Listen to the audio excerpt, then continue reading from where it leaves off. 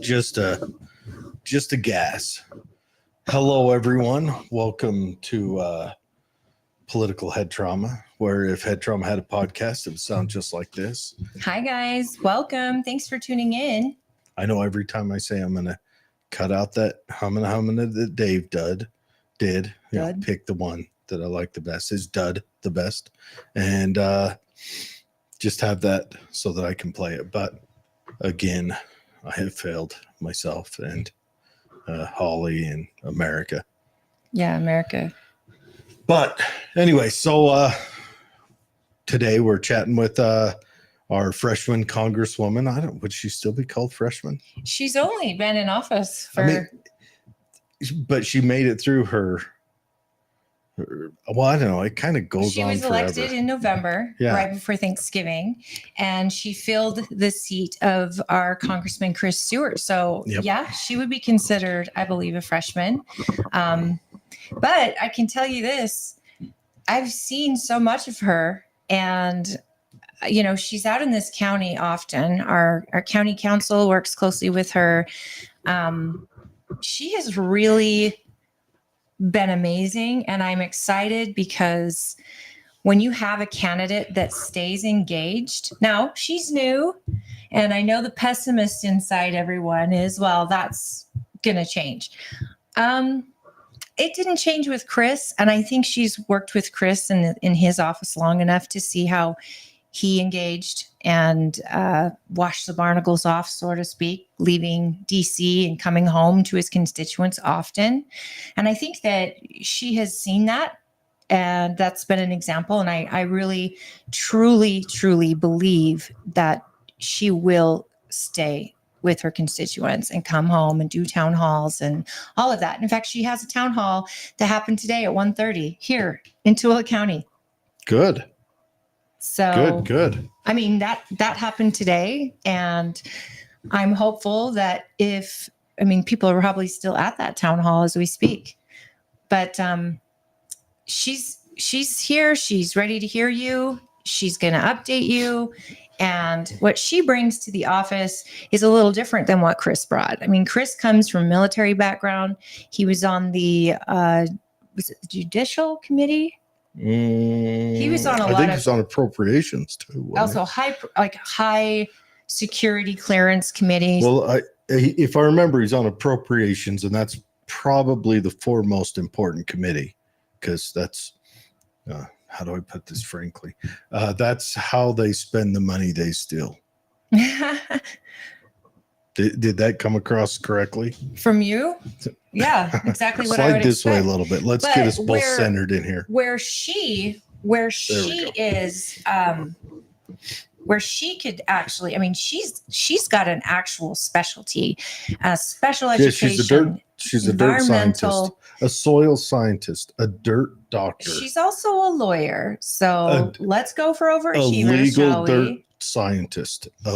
She likes soil scientist better than dirt doctor when I asked her about it, but dirt doctor has a certain je ne sais quoi that I think really hits home. But yeah, so she went to school, became a dirt doctor. Well, okay, hold on. She went to 4-H and did good in 4-H. For those of you who don't know what 4-H is, it's FFA, not 4-H, FFA. FFA is the Future Farmers of America. It's a high school, and I think there's even in college, but it's centers around agriculture and ag industry and things like that.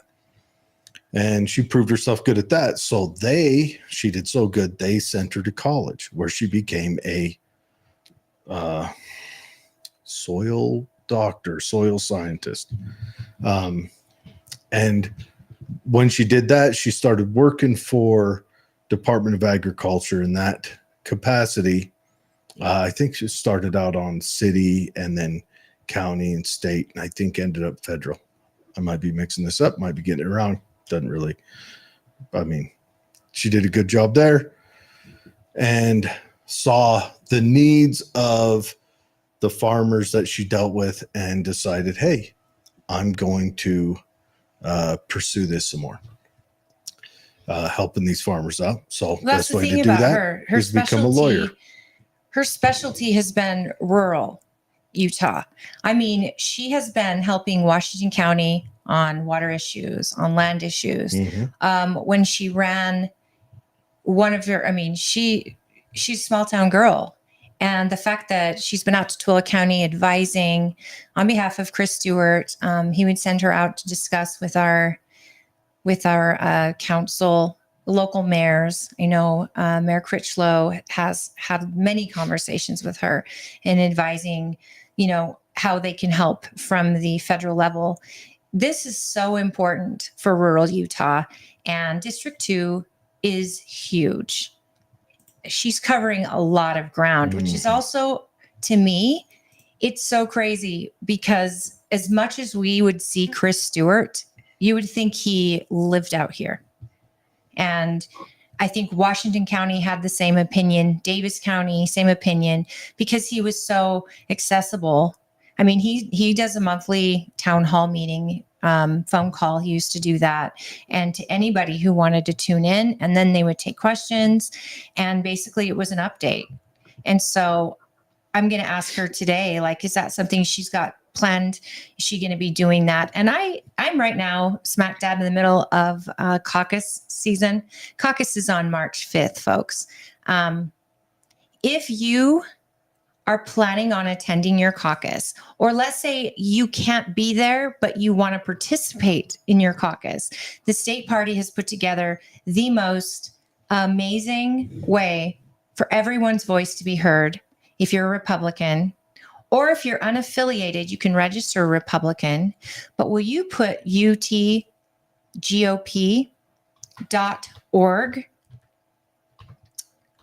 Jared and I thank you so much, by the way. Jared came just sat there to help film our training last night. If you go to the Tooele County Republican Party page, you can actually see how caucus works, how to run a caucus.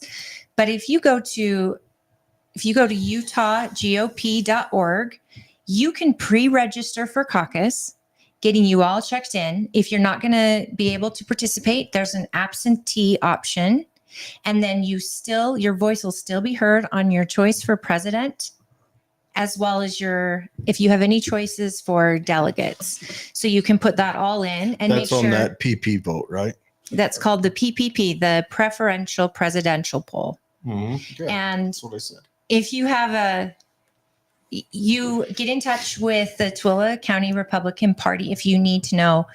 This is going to show you what your precinct is, where your location is for caucus. But if you have any questions and you have to vote absentee, follow the directions that the email will send you, and then get that ballot, that sealed ballot, to your precinct chair. And if you have any questions about who that is, you reach out to the party and we are happy to help you. But please, if you are a Republican and share the values and the platform that the Republican Party has, and you want to participate, they've made it just that easy. So it's right there on the front. You open the page up. Make sure I'll get it sharing right now. Yep. I'm going to share it on screen. So you open the page up. It's right there on front. Bam. Register for caucus. Now, is it too late for people who want to be or to get involved in their precincts and things like that to become like chairs and that? That's already decided, right? Nope. It is all decided this night. So let's say you have never ran as a delegate before and you are tired of how the government is working. What? Or you really like a candidate and the way that candidate has portrayed themselves, or actually you don't know anything about any of the candidates. You just have your own ideals. This is why you go to caucus. Get there at 6. Make sure you get your credential. You've been pre-registered here first, and then you get there at 6. And when you get there, people who want to run for state delegate or for county delegate are hopefully campaigning a little bit, they're going to share their ideas, what kind of candidates they're looking for. How do they feel about about the party, where it's going. Maybe you talk about Trump or Haley or the other guy. There's three on the ballot. But you have these conversations. I forgot his name. I'm terrible. You have these conversations before voting begins.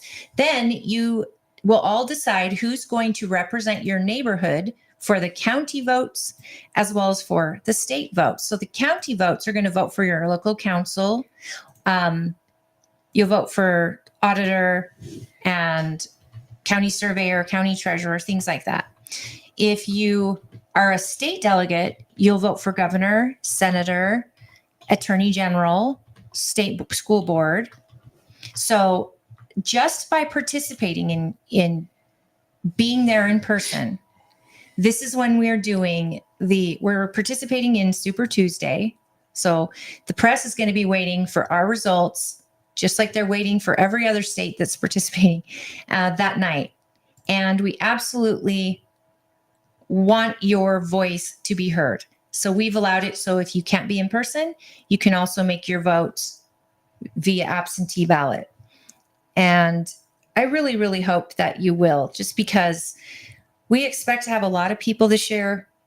We especially love that they've made this so convenient. And I'm trying to see if we can get Rob Axon, the GOP chair, to come on the show today. This new launch has been really incredible. And Chris Knoll, who is the party chair for Salt Lake County, came out last night with his beautiful wife and walked all of our chairs and vice chairs and anyone from our community that was interested in training, and walked them all through the new software and how it's going to work. And it's actually going to save a lot of time, and it brings caucus into the 21st century. I do like that. There were a few questions, seeing how I was standing in the back like a lump on a log. A couple people asked me, well, what if I don't have a couple of elderly people?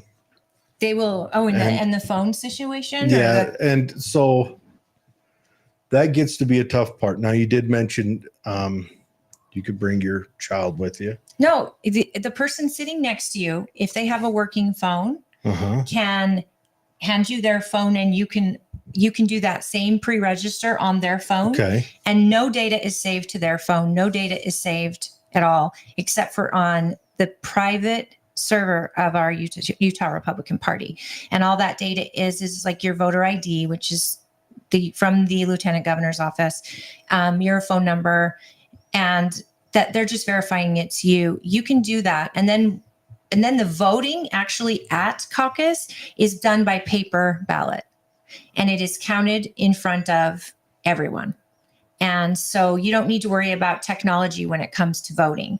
Only those who are hosting the meeting will need to input all that data into the party's server. How fun is that? It's going to be simple. Is it? Because you just are going to put your results for your presidential poll. How many Haley got, how many. How was the presidential poll recorded? You get a ballot that night. You write down, you check the box for who you want. There's 3. Is there a write-in section? No. Okay. But this is the party's primary for president. This is our presidential primary. So I don't know if anyone's gotten this really ridiculous text that's gone out. A lot of Republicans have gotten it that says that Didn't you get it? I did get it. Trying to squish your voice or let you not be heard by making the presidential primary only at caucus. Well, that's blown out of the water, because you don't have to be there in person. You can put in an absentee. It's ridiculously easy. The only hard part is that you just have to get a copy front and back of your driver's license and include it in your packet so that your name matches the voter ID you checked in under, and one ballot, your choice on your ballot, you'll get that. You'll print that out also and put it in the packet and take it to your precinct chair. And then all of the absentee ballots will be opened in public in front of the group, and that ballot will be counted in front of the group. Those ballots are then saved for 60 days by the party, so that if there's a question, we answer it. And the great thing is, all this data gets entered by the precinct chair that evening on a little form. They put in who the precinct chose for president, who they chose as their precinct chair, who their state delegates are, who their alternates are, who their county delegates are, and who those alternates are. So that's one night. I don't think people maybe realize how caucus night is coming from a party leadership standpoint. Our team, after we caucus ourselves in our own precincts, we then have to go to normally in the past, we've had to go to every single location to gather everybody's packets, their ballots. And if you are able to donate to the party on that evening, we also collect donations then. And we're so grateful because those donations help us bring events here, bring candidates here, especially maybe presidential candidates, fingers crossed. It helps us with our local races. It helps us get advertising out. We use that money extremely frugally and carefully in the best possible way that we can. But every donation helps our party create a good, strong lease, especially locally. We spend that money locally on our candidates locally. So when you're donating at caucus, just know that. And sometimes we'll donate to the state party to make sure that the location for state convention isn't the party's not going in debt trying to get enough state delegates in one place. There's 4,000 state delegates. So venues are very expensive. And this year the venue is going to be at the Salt Palace. Sounds like politics is really expensive. Oh, but don't you know it? Remember, they're hard at work racing to steal your money to spend it the way you don't want them to. All of them. Yeah, something like that. That's anyways, now that everyone's asleep. Not asleep. You saw where to go. Super exciting. Please pre-register. Political stuff. And what it does for us as your party leadership is now we're not up all night inputting your data. UtahGOP.org. Go there. If you want to get involved in the caucus, go there. Pre-register so you can get involved in it. It'll tell you your precinct. It'll tell you your location. You're going to go there for your precinct, your location. Caucus night is on March 5th. March 5th. Start at 6. Get there. Get your location. Get early. At 6 that way you p.m. get the best seats. And you can talk to people wanting your vote who want to be delegates. And find out if people like Trump, if they like Nikki. That'd be interesting. I would like to see if Tooele County, what their breakdown is on that, and Utah states. Breakdown on is where Nikki Haley rates with Trump and where. I mean, especially like compare Salt Lake to Tooele or Summit to Tooele, places like that, Ogden to Tooele. But that's just my thoughts. Anyways. I was going to tell you, Nikki Haley is actually coming to Utah, and I just shared it. Where did I just share it? While you dig it up. Did you hear about the MS society thing? Yes, I heard. So the MS, multiple sclerosis. That's a fun word to say twice. And it's an awful, awful disease. So it's horrible. It's I don't know much about the disease, but it attacks your nervous system. It usually leaves people with an extreme disability in motor functions and things like that, which sounds like a nightmare to have all your mental faculties, but to be stuck in a body that isn't obeying your commands. So anyways, they've got a lady who back in the 18-somethings had a husband that had it. She's 90 years old. I think it was actually 1960 when she first got involved. But she's 90 years old now. She got involved when her husband had it.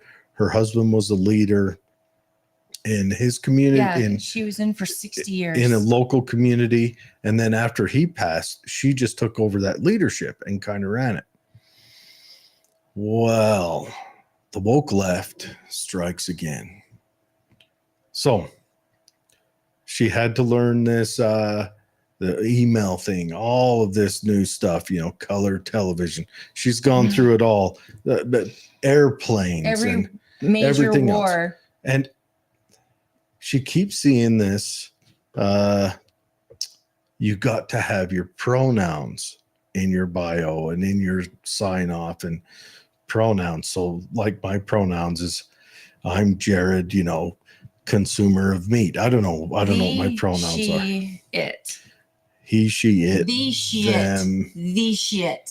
the shit. And but anyways, so she asks like one of the district managers, hey, what is this pronoun thing? And the MS Society drops an egg. Oh my gosh, all of us are fresh out of college.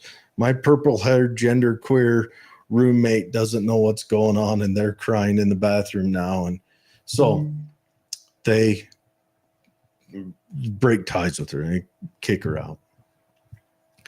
And but they break ties with her and kick her out. And so people get pissed. A lot of people get pissed. She does a couple interviews here and there. And so then they jump on Twitter to justify what we did wrong, but we've got to be inclusive. And, DEI is our new Lord and Savior. And, the elderly, earnest people must be sacrificed as sacrament for our new religious, doctrine. But yeah, they are catching crap. And I'm waiting. I imagine, if not next week, early next month, we'll get the breakdown on how much in donations the MS Society has lost. Do you want to know? I used to walk for the MS. My aunt passed away from MS, and a very dear friend also passed away from it. And it's a lot of people have it. I know. We used to do the walk, and I would raise money for the MS Society. And the friend I had that recently passed one time told me, hey, I appreciate what you're doing, but I wish you wouldn't walk for that society. And I said, what? Why? She says, take a look at where their money goes. How much of it goes into research and how much goes into administrative? And I was floored. It's just like. It's bad. How many times has, what's that one that everyone every year has a big meeting for, help me out, anybody. Meeting for what? A big meeting for donations. They're involved in everything. Not March of Dimes. That's Dwayne. Hi, Dwayne, everyone. Dwayne says hi. What is it? Probably got a couple there. I know there was one, the guys that supply the wheelchairs for soldiers. Nope. This is that one. They found out their administrative costs were so ridiculous. Yeah, but this is one that is anyways, whatever they are.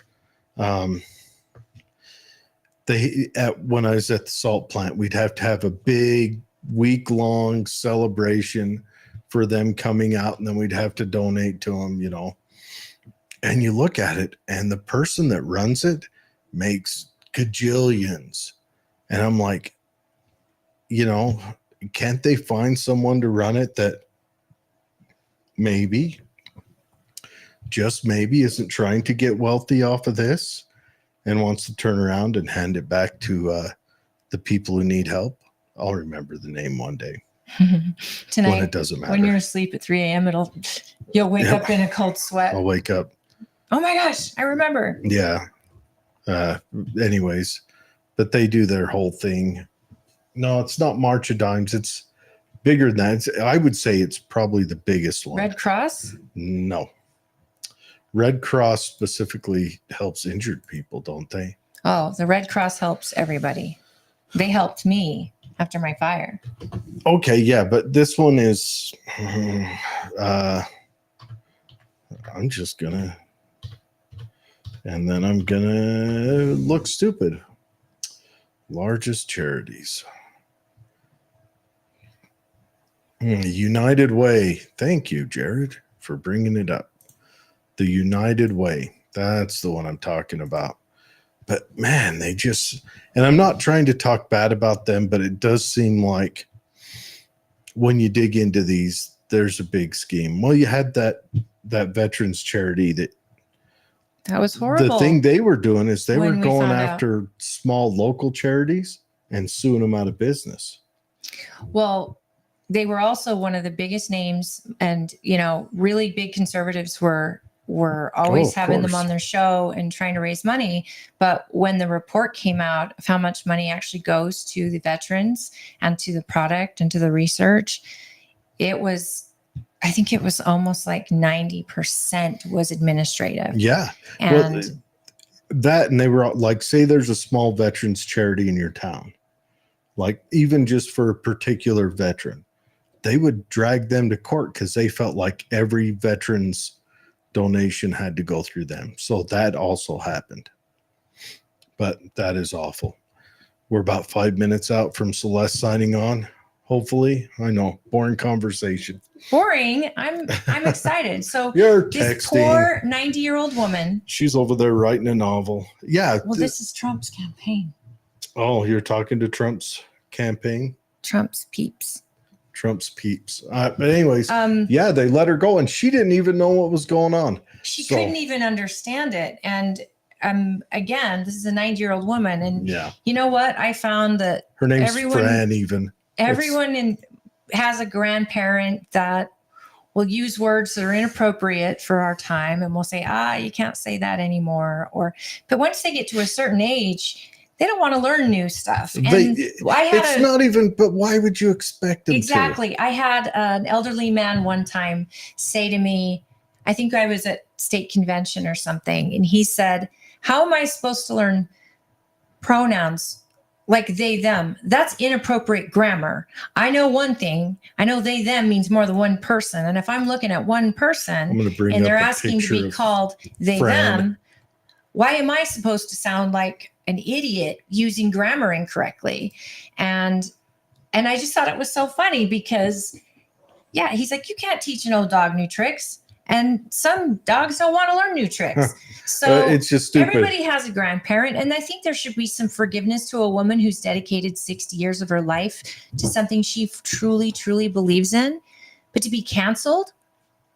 I mean, this 90-year-old woman didn't even understand what canceled meant. And it's a volunteer. It's not like they were paying her. But Fran Itkoff is her name. Her name's even Fran. So they apologized to her and said, we did it with the best intentions. Look, you need to drop it. Here's to all you recent college graduates. Gosh, she's a beautiful 90-year-old. I could only wish. The hair, too. Look at her. But just to say, all you nitwits who graduated college in the last 10 years, word to the wise, don't act ridiculous now in your religious fervor that's going to make you regret that in another 20 years. Because the person who made this decision is going to look back in 20 years and go, I'm a butthole. Don't be a butthole. But yeah, she's just a little old lady. There she is. Have this great... There's another kind of thing that goes with that for you young people just starting out in the workforce. She looks great for 90. Oh, she really does. She's got all her, and probably from volunteering. I'll bet volunteering kept her young. I always say this to people just starting out in the workforce: be careful who you stab in the back, because one day that back may be attached to an ass you'll have to kiss. You're welcome. Yeah, but seriously, quit being, fart boxes. Just because you can doesn't mean you should. And rule number 1, don't be a dick. And you know what? Here's to everyone, including us older people. Approach every situation as if the person opposite of you has the best intentions and the best motives, and make them show you they don't before you judge that. I agree. I mean, that's the biggest problem we have right now is we have a group of young people growing up that. Could you imagine trying to force my grandma into that? No, of course not. I can't. I think it would confuse her because it's just so. I mean, they're changing the English language. Yeah, they're trying to change humanity at the snap of a finger And then the minute humanity turns around and says, okay, fine, they'll try to change it again. Yeah. And that's when you know our education system has failed us. It's just how it goes. And your mom said, great, Holly, in a comment. That's my mom. How come I can't see who's commenting on Touch here? her. Oh, hi, Mom. Yes. And then Celeste Maloy is coming on today. Yes, Dwayne says, man, I hope I look that good at 90. Oh, Dwayne, I thought you were 90. Okay. I'm just teasing. Now, all of a sudden, the technical issues started. Yeah, I don't know technical what glitches happen. I love you, Dwayne. He says it's hard to be a good human being. It really is. And it's, I don't know.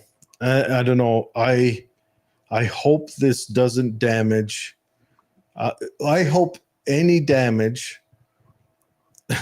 He says, be nice to your tech weenie. I know. I'm so sorry. I hope that It's any damage that comes out of this for the MS Society is damage that builds a stronger and more wholesome foundation there. Like maybe their books get popped open and people start saying, so what's going on with, administrative costs and all that? And how come these things aren't being done? So, boy, it'd be nice if things start being ran proper. I know everyone gives churches a hard time, but churches compared to these societies have rather low administrative costs. It's funny how that is. And, Glenn Beck does Mercury One. And Mercury One is an incredible organization. They show up to every natural disaster. They show up when there's child sex trafficking children and children are displaced when they're rescued. I mean, they show up and 100% is covered of their donations. They have an event every November that is, they pay for, the tickets, they sell tickets to it. It's a great event that takes place in Texas, but every dollar from that event goes to pay the administrative costs because every donation made goes to actually do the work they say they're doing. And that's, yeah. And that's how you should do it. So the MS Society could be having they're purple haired twits. So I don't know, Stop giving people with purple hair a bad rap. Okay, they're green haired twits. Now, do you think maybe they could have like a, what do they call the poetry battles in the coffee shops? Think maybe that the MS Society, they're multicolored hair geniuses fresh out of college, could do that and raise money for administrative costs and maybe let Fran volunteer. Though I don't know if Fran will go back to him now. That's an absurd situation. I think that this is the thing, though. I think that being a volunteer and doing service in your life, I absolutely think that extends your life. It gives you purpose. It helps you feel good when you're helping people. And I think they've done a huge disservice by what they did to her. And I hope that she might find another passion of hers where she'll volunteer because she looks that good and she's 90 and she's still getting around. I mean, I would kill to have someone like her volunteering for us. And if you're passionate about something and you really are giving back, I think that makes your heart full and your soul full and it helps you live longer and healthier. That's personally what I think. But I could be crazy, but I really think that they've hurt her by doing this. Crazy. You know it. But anyhow, yeah. Oh, so Celeste should be jumping on soon. Someone's asking, I was wondering about the Veterans Association. What percent is admin? That is a good question. Veterans Association.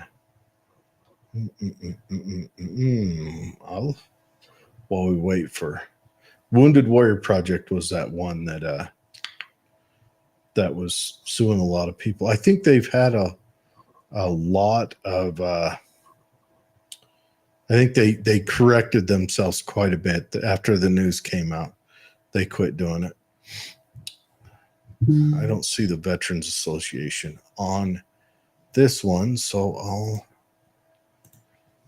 I've never heard of the. See, and I'm thinking of the other one. It's Wheels for, well, where they provide wheelchairs. Well, there's Veterans Affairs. No, it's called something else. Veterans. Oh, I'm talking. That comment came in. Veterans. I don't see a Veterans Association. Yeah, Wounded Warriors. Wounded Warriors. That's it. Yeah, that's the one. What happened with Wounded Warriors is you, yes, Mom. they had heavy administrative costs, but they were also going after smaller veterans charities in local towns. Yeah, because they wanted to be the only game in town. They were trying to force a state monopoly. Just feels wrong. That's not what charity's about. But they were doing that, and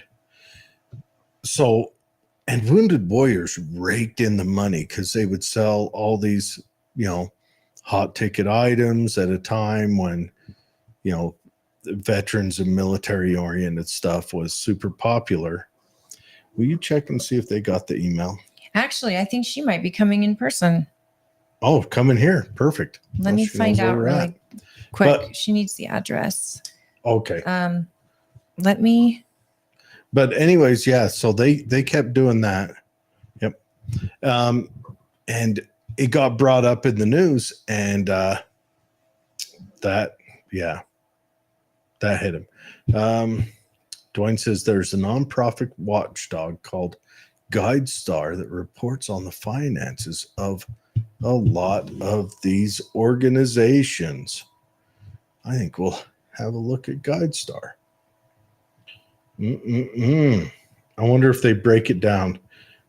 It's one of the hard parts I have with. I think they would need it searchable, so it's just blank, so they don't put any opinion in there. Well, you have to have a monthly login. Okay, your mom says, I know it's a monthly deduction. And you can do that, but they also sold hats and dog tags and shirts and all the other stuff. And so they raked in a lot of money. I think that's great. I'm even okay with it, having some, with them hiring, because that's the administration cost, brings in people to design a dog tag shaped air freshener that has a Wounded Warrior on it. Everyone knows the picture. It's a soldier carrying another soldier, and a fireman carry. All that's outstanding what I wanted stuff. To find out is I wanted to get the exact number, since we're going to use their name, because I thought it was like 90% or something. I know that I remember it being featured on Bill O'Reilly's show, because he always pushed the Wounded Warrior Foundation. And then he's the one that broke it, that how much of their admin costs were actually being paid out. It was called a scandal. And okay. Yeah, I don't know. So they're trying to make it. So here's on Fox News 2016. I'll just go ahead and throw it up on the screen. You guys, while he's looking that up, I'm so excited. We thought we were going to have Celeste via Zoom. Yeah. And she's like, no. So it's fantastic. I haven't seen her in a bit. Yeah. Yeah. I have to ask her. I want to ask her, how's the food at there? I'm sure it's ridiculous. In DC, is there good restaurants? Because I'm sure there would be. Have you been to DC? I have. I never ate there except to the hot dog stand when a big glob of mustard fell down on the crotch of my shorts. I was wearing expensive. I'm wearing the hot dog was right there in the mall, between all the hummus. And and I get me a hot dog, and I'm sitting there, and I'm like, I'm gonna sit here. I'm looking at the Smithsonian Castle right over there where they're hiding the truth about the aliens and Bigfoot and stuff. And down the way, and laying my plan out, I'm wearing some just tan like cargo shorts, as old men do when they're out and about. got my socks pulled up to my knees, Oh, that hitting it sounds off my New Balance. amazing. I take a bite, big glob of mustard falls and hits right on the crotch. Yeah. Well, you really showed up to DC, didn't you? You really showed up. Yep. So the rest of the time, as I'm cruising around, looking at all the different little temples, and there this is in 2016, 2 top executives of the Wounded Warrior Project were fired Thursday after investigation into accusations of lavish spending on parties, hotel, and travel, according to a statement released on behalf of the embattled organization. Yeah, a whistleblower came out. I remember that, saying they were spending lavish amounts of money. And then when the percentage came out of what was actually going to the Wounded Warriors, that's what made everybody go, what? In 4 years. I have donated to Wounded Warriors. Yeah. It blew my or whenever mind. you buy their stuff. But in 4 years, so this would have been from 2012, 2016. This CEO, Stephen Nardizzi, he sounds like Snoop Dogg's announcing him somewhere. For shizzle. And COO Al Giordano, they had spent more than $800 million in 4 years. Does it say what they spent it on? It says they had big parties and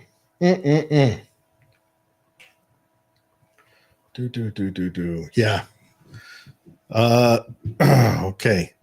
Wounded Warrior Project spend. So this would have been spent just 60% of its budget on veterans. 60%? Yes. See, that sounds like that is way out of line. Well, that doesn't. I recall when this scandal first broke that they were estimating that. I mean, when they went into PR like overdrive to try to fix this, I just remember the percentage was so high that it was called the Wounded Warriors scandal of 2016, because it was actually and you quit unbelievable. Yeah, you quit seeing all their stuff. Like you'd go into just our local Walmart, and on every aisle, Wounded Warrior had something for sale there, be it a bandana or a shirt or a hat or a Wounded Warrior sponsored bag of Doritos. I did never see that. I can tell you this: they had every conservative talk show host, both on television, radio, all of them that tend to really, really lean on troops and supporting troops. Those shows all were pushing the charity. There was a big flow of income, as you can see, going into that charity, and people would sign up for a monthly donation because they believed in it so much. Now, okay, I do want to say some good things about these guys. Okay, not good things. Okay. No, they good things. Good work. I want to say, though, these two guys. Oh. Okay. In 2010, they spent 1.7 million on parties and whatever else, conferences and meetings. And in 2014, they spent let me get this right, 26 million in 2014 on conferences. Now, maybe because that was in that big growth time. So maybe that was from the growth. Maybe 1.7 million to 26 million in 4 years. Now, in that 4 years, they also grew. Now, are they raising money at these conferences? So was that, well, and also, I mean, you have a conference. Sometimes that's about growth. That's about getting ideas together, whatever. Maybe that's a good thing. I don't know.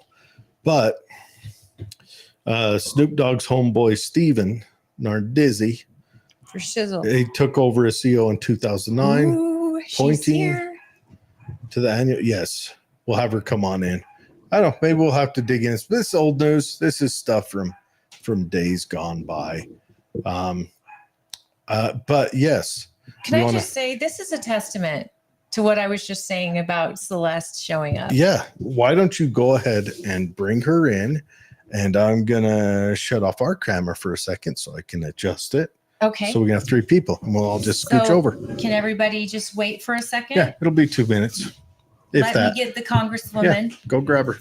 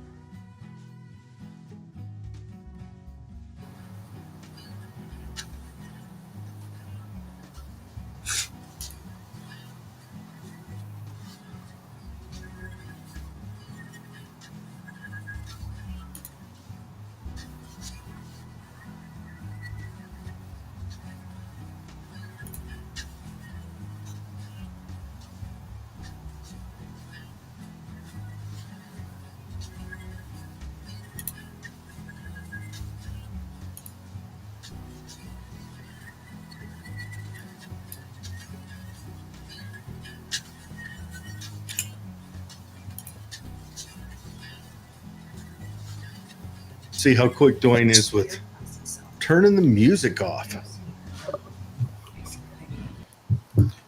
Now we'll take a minute, make sure we're all centered. So here's our good Congresswoman, Celeste Maloy. Oh my goodness. This is so So cool. you're coming right off your freshman Yeah, what season. is it called? You got to be a freshman for the couple minutes, or are you still like a freshman? I'm still a freshman. In fact, I'm a super freshman. I'm better than a freshman. Super freshman. Well, a super fresh. Okay, so It means I'm fresher than the other freshmen. you're Plus, a fresh. You were able to hit the ground running because of your experience prior. Yeah. So that's exciting. We want to hear it. I'll tell you everything. I want to hear, was there any shockers? Anything that you're like, I didn't see that thing coming? That's the first thing everybody asks me. And I don't know that it was a shocker, but the thing that's been the most surprising so far is just how great my colleagues have been about making sure I know what's going on. They've just taken me under their wing and made sure that I know that I'm part of the conference and that they want me to be successful. And I'm not sure how much that has to do with the fact that we only have a 2-vote majority. Yeah, that's tough. Well, But everybody's been great. It's squeaker time right now, isn't it? Yeah. I have to know. Did you get pulled into a secret room where they smoke-filled room where you gave blood or drank it Yeah. and made a commitment to What does the rest of the destroy- Zapruder film look like?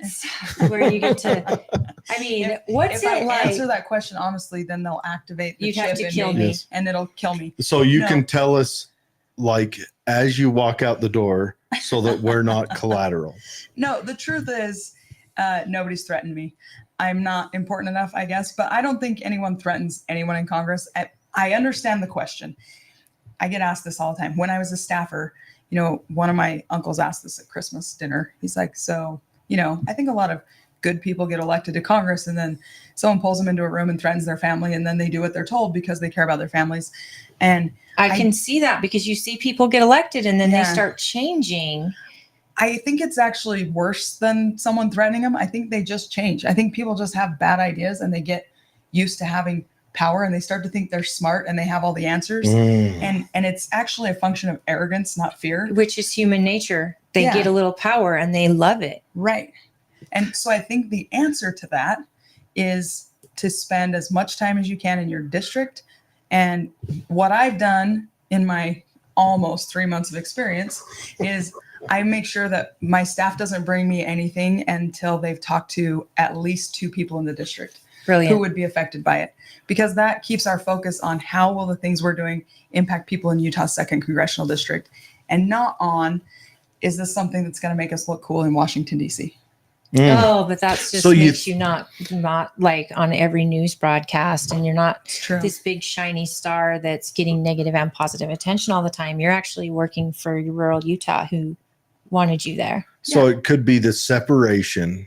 If you stay in DC, you're in a location where, let's face it, the lifestyle there isn't probably mirrored here. No. Or vice versa. And the swamp, you mean? And the cesspool. This is the opposite of a swamp. You know those little, when you're doing a construction site and they bring in those little houses for doing your business? Yeah. We call them soup kitchens in the business. But anyways. Gross. But no, it probably doesn't reflect. So I'm sure some of it's evil. I honestly don't try to put evil intentions on elected officials often. No, thank you. But I do think that, like you said, they're separated from what they were sent there for. And then they're deluded. Not that they're deluded in their head, but there's so many people. You know what I mean? There's so many, like you and AOC, your guys's directions probably don't cross all that often on where you're trying to move the country. No. And that's part of the delusion in this person and all of them. So, which is why, I don't know. Like I said, before you got here, I was telling the people, we were so excited you were coming on, but I know since you were sworn in, actually, I know before you were sworn in, because I know our county councils mentioned it many times, that you have been a consultant to them. You have consulted them on water issues, land issues. And when Chris was in Congress, you were his point person to come out here, go to Utah County, go and help the district in any way you could, which is why I had zero problem voting for you and bragging about you, because thank you. I actually know, because I'm highly involved. A lot of people are not highly involved, but I know Chris's philosophy, and I know it's Mike Lee's too. So the more you come home, you wash the barnacles of DC off and you actually talk to your constituents. And that is what gets missed a lot. A lot stay in DC and they stop hearing their constituents, whereas you are asking for their consult before making votes and things like that. That's not easy to do. It's not. And I get asked about it a lot. So it's been mentioned in several books and people are kind of high on this idea right now. And they bring it up to me all the time that before the Newt Gingrich speaker years, people used to move to Washington, D.C. And then Speaker Gingrich said, leave your families in your districts, keep your house in your districts, and fly here for work. And that since then, Congress has been broken and people don't work together as well. And I have people ask me about that sometimes. Or, one day in church, somebody said, wait, you fly back to Cedar City every weekend. Are the taxpayers paying for that? And I understand the reaction, but we pay for it if you don't. If it's true. And if somebody gets elected by the 2nd District of Utah, but then they move to Washington, D.C., they spend all their time in Washington, D.C., they're going to start being impacted by what they see in Washington, D.C. Absolutely. Flying home every weekend means that I'm going to be impacted by these conversations I have with people in the 2nd District. It means I'm here to show up to a meet and greet in Tooele. It means I'm here in Tooele for a meet and greet and I can come be on the podcast and hear what's on your minds. And I think that's the secret sauce for not getting swampy, is being with the people you represent. You can't represent people if you're not with them, you're not spending time with them, you're not hearing their questions. And you're not living the effects of the policies happening in DC. You're living with it in rural Utah. That's a heavy one right All there. of this stuff is living, it's affecting you directly. Yes. So I'm just going to get this one out of the way. You are getting bashed for the omnibus bill. And the first one that I don't think you were in Congress for a week or something when they did that big spending bill to stop the National Defense Authorization Act, which isn't an omni. It is a must-pass annual bill, and it sets the policy for the military. No, it's military policy. Got it. But what happened this time? I'm glad you asked about this. I've tried to talk to everybody I can about this because it split the Utah delegation in half. And anytime we're split, I try to go on the radio and on media as much as I can locally to explain to people what's going on. Whether they agree with me or not, they have the right to hear what's going on. Is media good about that, getting you on? Are they treating you like they would another congressman? I think so. They're pretty good. They're not used to having people call them and say, I want to come on and talk about the vote. So they usually react pretty well. But the thing that happened with this National Defense Authorization bill is that they attached a 4-month extension of FISA, the Foreign Intelligence Surveillance Act. FISA was set to sunset. And those two things should have been done separately. It should never have been attached to the NDAA. The NDAA wasn't a perfect bill, but it had some really good conservative wins in it. It got rid of the policy of kicking people out of the military if they won't get the COVID vaccine. It got rid of teaching critical race theory in the military. Got rid of DEI hiring practices instead of merit-based hiring practices. I would argue right now, though, we're too late. Maybe. But because our military is drowning for people. But this bill was needed, and to this be one of the first ones. In 3 more weeks, we're going to be setting up recruiting offices in Zimbabwe. I hope not.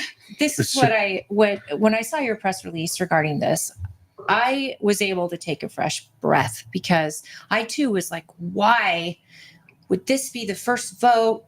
FISA is a problem. FISA is a problem. But here's the thing, and this is what's happening, and this is what's wrong with Congress. And I hope you will consider running a bill regarding the fact that we need to quit with these bills that are so packed up. Yep. Because here you are trying to vote on the better part of what's going to maybe save our military if it's not too late. Yeah. And yet you're going to get thrown in. It's just like the bill where, we'll give you money for the border. Yeah. But we want money for Ukraine. We want money for Israel and Pakistan. So let me explain the FISA part because it's not as bad as it seems. I was ready to vote no on the NDA, even though I wanted those policies changed because of the FISA piece.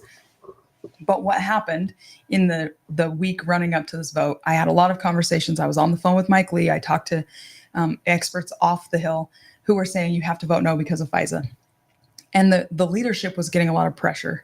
And the concern was that Section 702 of FISA is being abused to allow spying on U.S. citizens. And that is a legit concern. We do need to address it.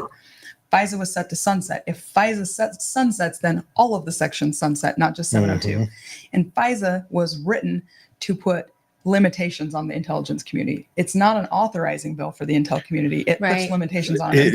It's a force FBI to get a warrant. Yes. But now that we know the FBI can lie to it, like they did. So it's even worse than that. They use Five Eyes to get around that. Yeah. That's why 702 needs to be reformed. Yes. So we all agree in the Republican House that FISA has to be reformed. Well, the situation we're facing is that the Intel Committee has one bill, the Judiciary Committee has another bill, and they agree on like 40 something points, but then they're a single digit number that they disagree on. And we were about to vote on 2 competing Republican bills, which would have both failed because they're competing. No. So instead of doing that, we extended FISA for 4 months. So it still expires in April. If we don't do anything to fix it, it'll sunset in April. So it's a gentle kicking of the can. It's a gentle kicking of the can. No, I can handle that. It only gave us 4 months. And what's been happening since then is that the chairman of those 2 committees have been forced into a room to work out their problems. Like when my sister and I used to fight, my mom would make us hold hands until we could get along. That's kind of what's happening right now. Get a big T-shirt for Yep, my kids had the double T-shirt. A big T-shirt. Okay, I didn't even realize because I don't think the press was actually being fair in saying it's a 4-month. It made it sound like, they just voted to keep FISA. The issue with the press is okay, the word on the conservative side is yes, FISA has been abused. Five Eyes has been abused. The intel agencies have been abused. And the word on the Democrat side is these guys are protecting us against these evil conservatives. So that's why in our media, we don't have an open, honest media anymore. It's just going to lay out the facts. What I'd like to know is what is the plans, kind of an outline of what they're working towards with that, with the new change. Yeah. So some of the reforms are, that like when a FISA warrant goes to the FISC, which is the Foreign Intelligence Surveillance Court. Mm-hmm. So these are the judges that review them, that the same judge keeps the case the whole time. It used to revolve. And so, the first time they go in for a warrant, they'd say, well, we think we have probable cause. If you'll sign this warrant, then we can use the surveillance to build the case. Then they go in to renew the warrant. They're in front of a different judge, and they're like, well, that judge signed off on it, so now this judge signs off on it. So now if they go in front of a judge and the judge is a little skeptical, they have to go back to the same judge. Right, who rides through the whole situation with them. Yeah, who can be like, wait, this was a close call last time, and now you don't have anything better. I'm not renewing the warrant. So that's helpful. There's also now a requirement there can be an amici in there, so you sort of have a someone advocating for the other side of the argument that they don't need a warrant. That's the heavy right there. Yeah, that's bringing it to light. At least somebody has a shot to challenge them. I'll be honest. I want, if we've got an issue like that, like the FISA court's supposed to be there, like we're seeing a lot of terrorist activity. We want to, break into their phones. They're living in wherever Stan, and they get a warrant to do that, even though overseas they commonly don't even seek out the warrant. But I understand that is an important point. Before, as we're moving forward, that 702 authority applies to foreign individuals outside the United States. So this is a common misconception too. As a U.S. citizen or somebody residing in the United States, you're afforded the Fourth Amendment due process rights. So what we're talking about is what they can do with foreign individuals outside the United States. Got it. Well, doesn't that have ever, if those foreign individuals are connected to a U.S. citizen, though? And that's where the abuse happens. That's so they have MI5 check on you, and MI5 might say, hey, we'll check on this bloke over here for us, and they cross over. So the probable cause standard is the check on that. If you can't get the authority to do the surveillance unless you have probable cause that this person is involved in terrorist activity against the United States. The abuse is happening when foreign surveillance picks up information about someone domestically, and then it gets handed off to the FBI, when the FBI would have had to have a warrant to get that themselves. So that's the loophole we're trying to close. And that loophole could probably be closed with reform, bipartisan, I hope. And we've been working on it. In fact, the Judiciary Committee's bill is bipartisan. Yeah. And that's part of the problem that the Intel Committee has with the Judiciary Committee's bill, is that they think some of these reforms they're suggesting are too liberal. But we've been working on this every day since that NDAA vote. So anybody who's concerned that, by kicking the can down the road, we stop thinking about it.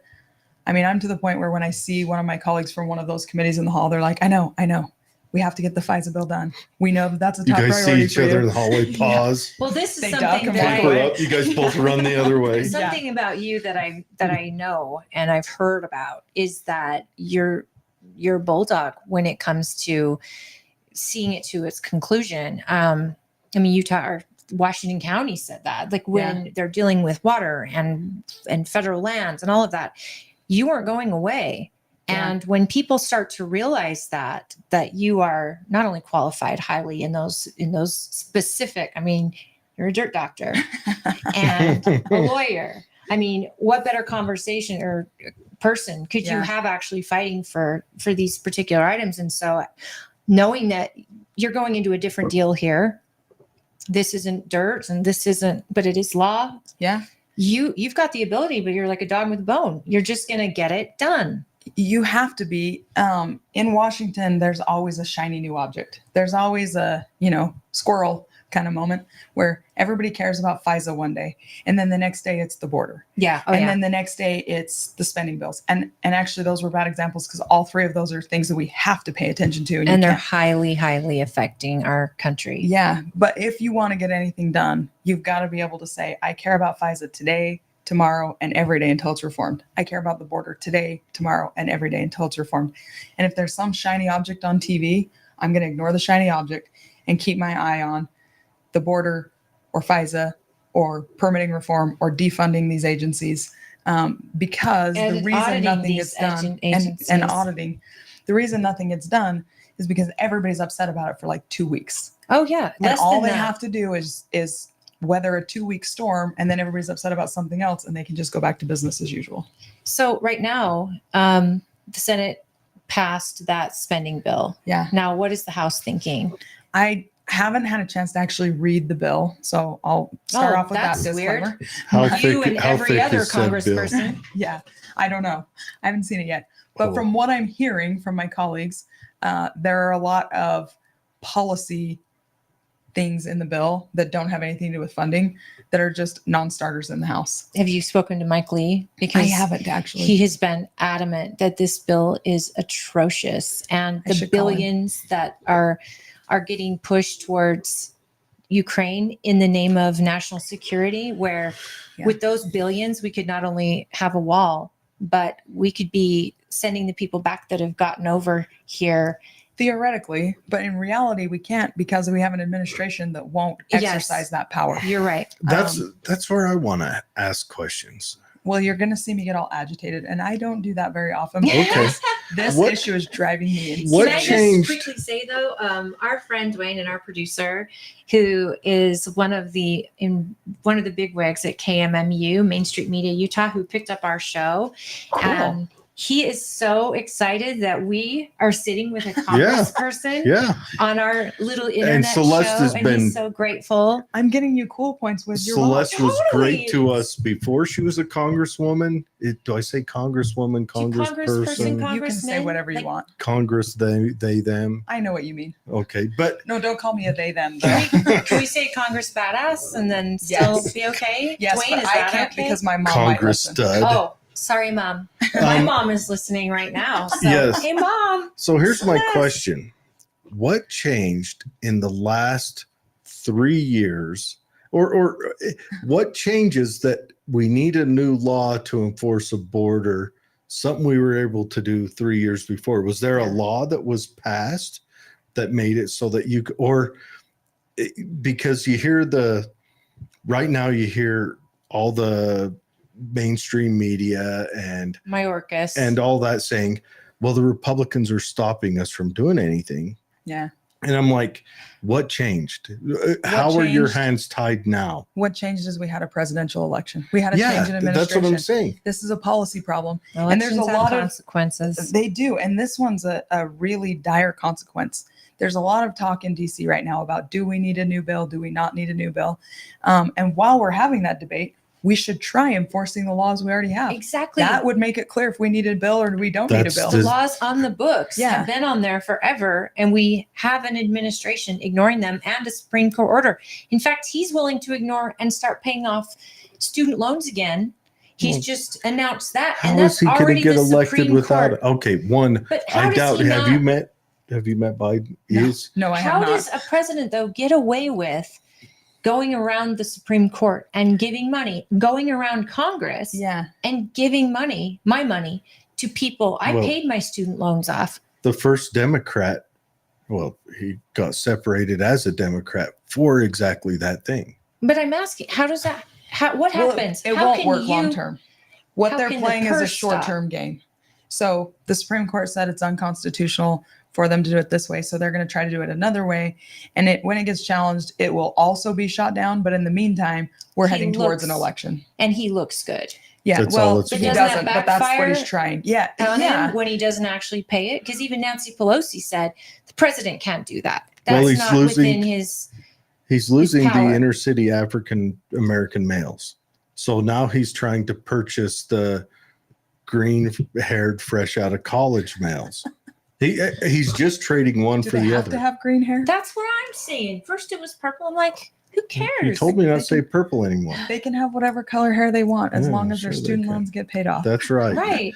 Put it like my dad always Don't says. gender Put a everyone. tattoo on your face. That way I know exactly who you are and I don't have to interact with you. Oh, Please geez. tell me your dad didn't really say that to you. Oh, my dad says His that all dad's the old time. school, though. Do you- I mean, Do you need a hug? yeah. There are no tattoos on my face. So he's still interacting with you. Oh yeah, no, Okay, that's how he treats the world. If you put a tattoo on your face, I see. you give me that Then judge he's of done. character. I thought Does he he was not telling like you Post to put a Malone? tattoo on your face so What's he could that? ignore you. No, Your dad hates Post Malone? he probably doesn't know who that is. Well, then that's a But friend if he he hasn't met did, yet. he would hate him. Not hate. He would just, he Not would interact. recognize that Post Malone is not someone I want to enter into. But you know, we were just talking about that with the elderly woman who was canceled by the MS Society because she used wrong pronouns. And this woman's No, she 90, didn't use wrong pronouns. She asked what are pronouns. what they wanted, and they fired her. She didn't do very many Mad Libs growing up. No, 60 years old or 60 Wow. years with the organization. She's 90. And I think we were talking about how old people, especially, just deserve a pass. My goodness, you can't relearn the grammar Yeah. all of a sudden, and change language. And to get back to language, how many staffers do you have? I think I have 14. 14. And then if this bill is 1,500 pages, Yeah. which normally, and Mike Lee and Rand Paul have said this before, we'll get a bill, Mhm. it'll be printed before the last page is printed or the ink is dry, and every one of our staffers is on it. Yeah. They want to do a vote. Yeah. Is that what you're experiencing? I haven't experienced that so far in the House. We haven't been doing that. We have rules this Congress to prevent that. Good. So I haven't seen that. Right now, I have a lot of people asking me if we're going to vote on this Senate bill. And if we did vote on it, that might be the case there. Oh, yeah, sure. But I don't think we're going to vote on it. I think it's dead on arrival in the House. And I think the Senate knew that before they passed it. I think we're all doing a lot of virtue signaling right now because Democrats control the Senate and we control the House by a really narrow majority. So a lot of things aren't going to move. So instead, what we're doing is passing a bill and saying, well, we did our best and now the Senate won't do anything. And then they pass a bill and say, we did our best, but the House won't do anything. And there's some value to passing a bill, to putting down a marker and saying, this is what we're in favor of. But, the Senate did it with their border bill. They knew it wasn't going to go anywhere in the House. They did it with this bill. What I would like to see us do is get back to handling each issue individually. Yes. And then you can hold me accountable. Absolutely. Then, if I vote no on immigration or on Ukraine funding, but yes on controlling the border, then you know where I am on both of those issues. But you put them in the same bill, you don't know really where I am on either issue. And then people from the outside looking in think, you're a rhino. Yeah. Look at you. You're throwing all this money to Ukraine. Yeah. And yet that is not the case. And people don't understand how these bills go to our Congress. They are this thick and they've got so much pork in them. And then, you can't even read them most times, your staff and you full time. And then you have to choose. Okay, 4 months. Yeah. I'll take 4 months if it means military is funded and fixed. Well, and that we get meaningful reforms. Right. It's not just that. You'll get a letter from a constituent that says, you better not give a dime to Ukraine, but you better pass the immigration bill. Yeah. Yeah. Okay. They're in the same bill. Yeah, no, that's something we need to get to. But I want to get into some hot and sexy questions real quick. Wait, Finally, what this is the time content is I'm it? here for. Yeah. Chief, Okay. make sure I don't stay too long. Knowing what you know. Yeah. Without breaking any hummina. How nervous are you with you probably aren't a big consumer of internet videos all the time, but I don't even have time No. to check my Brett email. Weinstein has come out. He went down to the Darien Gap and witnessed the immigration coming through there. That's the gap in the America's highway. Is that in Texas? In Panama. Oh, Panama. Okay. And he's talking about the separation there and how it seems like the Chinese kind of have their own little area set up. And then 2 weeks ago, we have 2 Chinese U.S. sailors busted for spying. Mm-hmm. How nervous are you about this? What seems to be an outsider looking in, seems to be like there's a buildup of, like, you could actually call the way the Chinese are functioning on their way here and when they get here, and they're kept separate from the other. Yeah. Almost like migrants, military style, like an in their invasion. own camps. What are your thoughts? Where's your head at on this? So you're asking how nervous I am. Are we talking like a scale of 1 to 10? Sure, we go. We Okay. go happy face to Yeah. frowny face. So on a Dog's scale of tail 1 to wagging 10, scale. However, where 1 is like, I'm going to move into a Chinese camp because I feel that's safe. And 10 is I don't sleep at night because I'm sure the Chinese are 10 trying is to you're take over buying our ammo and country. MREs. Yeah. And wearing a tinfoil hat, and I've got a cyanide pill. Mine's in the closet right there. I'm at about an 8.5. Wow. Okay, that's about what I'm thinking. Yeah. And I think people discount the fact that, I mean, you're going to get called whatever, because I think you would consider this an invasion, right? Yeah. Military men, age, different non-friendly countries coming in, and they're not families. And, I mean, they're. But even if they are families, it's an invasion. We're a sovereign nation, and sovereign nations have borders, and sovereign nations can control who and what comes into their or crosses their border. Absolutely. And we are not in control of what's coming across our border right now. So that alone is a problem. And then we pay that too. I'll bet we're paying. China's probably laughing its butt off because it has the Marine Corps Crucible at the Darien Gap, where it's a forest area. Yeah. So foresty and crazy they can't build a road through it. Yeah. Which is why the road has this forested gap, which is their crucible. The Marine Corps base boot camp, you have the crucible. It's the finishing week. It's finishing school for miserable. young dirty Marines. Anyways, that hardens them up. Then they bring them up here. And then China's like, we don't have to pay them because the U.S. government's giving them, whether it's New York giving them X or Chicago giving them Y, and they pay them. And so, like, they're probably double dipping, just say calling up Xi or Jinping and saying, hey, just put that in my 401k, roll it over into my. Do you know what? Someone suggested a bill which would be brilliant, and it would probably come out of the house, out of the purse, where they inflict a tax on any money going to foreign nations from anyone sending money to family in foreign nations that have come across. And Mexico, they're one of their number one out of their GDP comes from citizens of America, not citizens. We'd have to look at what the fallout from that would be in the end, or how you would do it. I don't know. I think what I heard proposed was, and I can't tell you who proposed it. I'm so sorry, but they just said if we tax anyone that is sending money to Mexico from their own paychecks, there's like a 2% tax when you're wiring money back to Mexico to your family there. Now, how the details would work, I don't know, but just the funds that would be made from that could build the wall. Just the Western. And because look, there's much. Mexico's economy is built on money that comes but back not for to them much from the longer. United States. Mexico's growing. Mexico's becoming developed. It's also terrifying. We got to worry about other countries. Drug cartels are the government in Mexico. But I'm not a fan of walls because I think the reason they're coming here has been proven in what has happened in New York and Chicago, and that is that areas that say we will pay you to come live here and we'll house you and give me your meek and flea ridden and whatever else it says on that statue. I don't think there's anything about fleas. Oh, my mistake. But anyways, so they're flocking there because they get paid.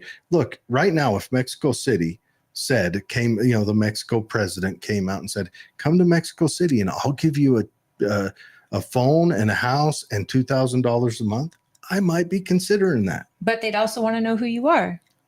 I'm just saying, if that is why they're flooding to these sanctuary cities. So you're saying a wall won't stop them because they're not coming because it's easy to get across. They're coming because we're promising them. They're coming because the end line. I mean, look at how people get here from Cuba. I think Cuba, though, they're leaving a country. We are sanctuary to Cuba. But unless Biden's the has president, proven because to then we're not. deter them. It has proven to deter them, and this is something. If they're getting out, and it's this administration. The reason I don't like walls is because I may have to go that way one day. We'll take an airplane. You're American citizen. Maybe we'll put steps on this side of the wall. Yeah. Yeah. No, But I'm just in favor of a barrier.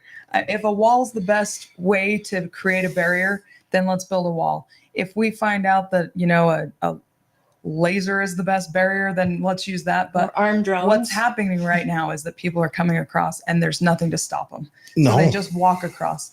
And we have to get that under control. And most of those people are not Mexican. Yeah.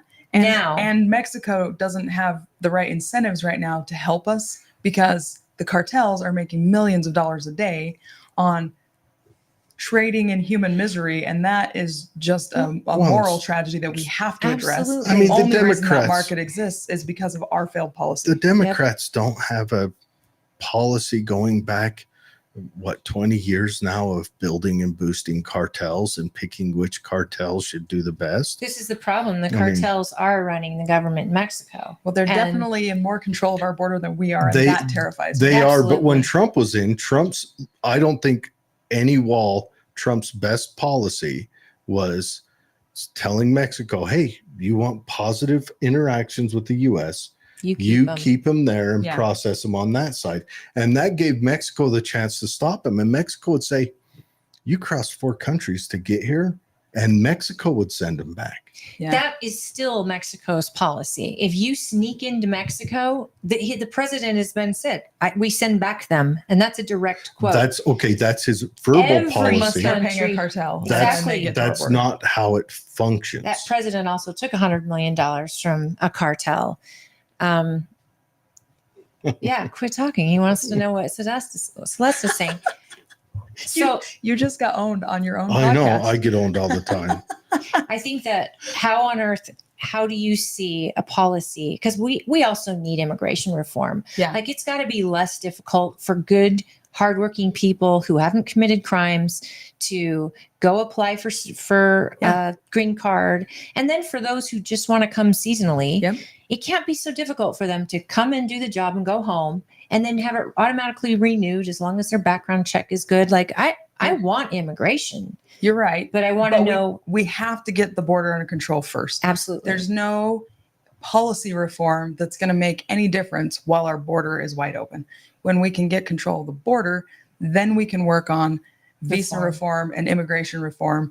But as long as the door's open, it doesn't matter what kind of doorbell you install. People are just going to walk in. So true. What are And the good people that would do all that reform and benefit from that reform aren't sneaking across. What are the thoughts floating around in Congress right now on how to secure the border? So I said you're going to see me get agitated, which I don't do very often. And this is why. I'm not seeing any good ideas. I shouldn't say that. The House passed HR 2, and it's got a lot of good ideas in it. The Senate has never picked up HR 2, and I don't think they're going to. If they were going to, they would have by now. So the Senate passes their, negotiated package, which is DOA in the House. The administration isn't enforcing the laws that are on the books. They're not using the tools that are at their disposal. The House just impeached Secretary Mayorkas because we have a responsibility from the legislative branch to do something to act as a check on a delinquent executive branch. The Senate's not going to take that up. They're not. So, it doesn't look like it. So I don't think it was just an empty gesture. I think it was an important step that we impeached the secretary. I think it's part of how checks and balances work. Yeah. But I wish we had better tools. So the only 2 tools we really have to hold a secretary accountable are to take away their funding, and defunding the border isn't going to make it more secure. No. Although at this point, I'm not sure it'd make it less secure. Yeah. And impeachment. So we exercise that option. And then, I keep getting asked, well, wasn't that just a political gimmick? Why is the House doing that if it's not going to result in any change? And the answer is because we have a duty to do something, but it is frustrating that the tools at our disposal aren't fixing the problem. The only way this problem really gets addressed is if we have a different administration, because passing another border bill isn't going to fix the problem if we have an administration that won't implement any of those changes. Controlling the purse strings doesn't do any good if they're just not doing anything. So we're just sitting here on our hands, and a new administration doesn't happen for a year. And I don't think we can survive another year. Yeah, me neither. The way we're going. And I would have thought the political pressure on the administration would have caused them to change something by now. They're impeaching they're impeaching Mayorkas, and that should have been a wake-up call. Yeah. Because he's derelict of duty. And the president's And running for re-election. You would think it's that insane. he would want people to see him doing something on the border. But tell me this, though. I We think don't only need a cadaver's new... running for re-election, and his controllers are... We don't just wouldn't need... they want to show that they can... to try to keep power. They're all purple-haired nitwits that got out of college but 6 months ago. Power. Why would they not want to win? They're actually religious zealots. This issue, though, even Democrats can't stand this situation. Yes. Yeah. And but here's the what I'm saying. progressives are not Democrats. They're religious zealots. They are marching to a religion. But they're not a big enough portion of society to win an election. They have to have Democrats voting with them to win an election. So I'm a little baffled that nothing is happening. That's never stopped religions from doing zealotry before. We also need the Senate back. We do. Because here you guys can do all this work in Congress, Senate can kill it and it won't do anything. And we need them working congruently towards the same goal. And I think what happened when Trump was elected, our party split like terribly to where they weren't supporting him, our own party. And a lot of these things had to become executive orders. And I don't want that to happen again, because at least it showed me which one of my electeds are part of the swamp. Well, and right now we don't even need the party to be very split. A little splinter, when you have a 2-vote majority in the House, a tiny little splinter can cause everything to grind to a halt. And so what that means is every member of Congress right now has outsized impact and control. If we have a bill that's good but not perfect, and 3 people say they're voting against it, it's dead. And there's no incentive for any Democrat to cross the aisle and vote for a bill, even one that they don't hate or could live with, because they want us to be failing because there's a big election coming up. Yeah, that's the crazy thing. Their home districts are crying out about, right now, don't bring up AOC again, like a broken clock, or even Tlaib or any of them. Their home districts are crying over all the immigrants coming in that are draining their cities. Probably isn't.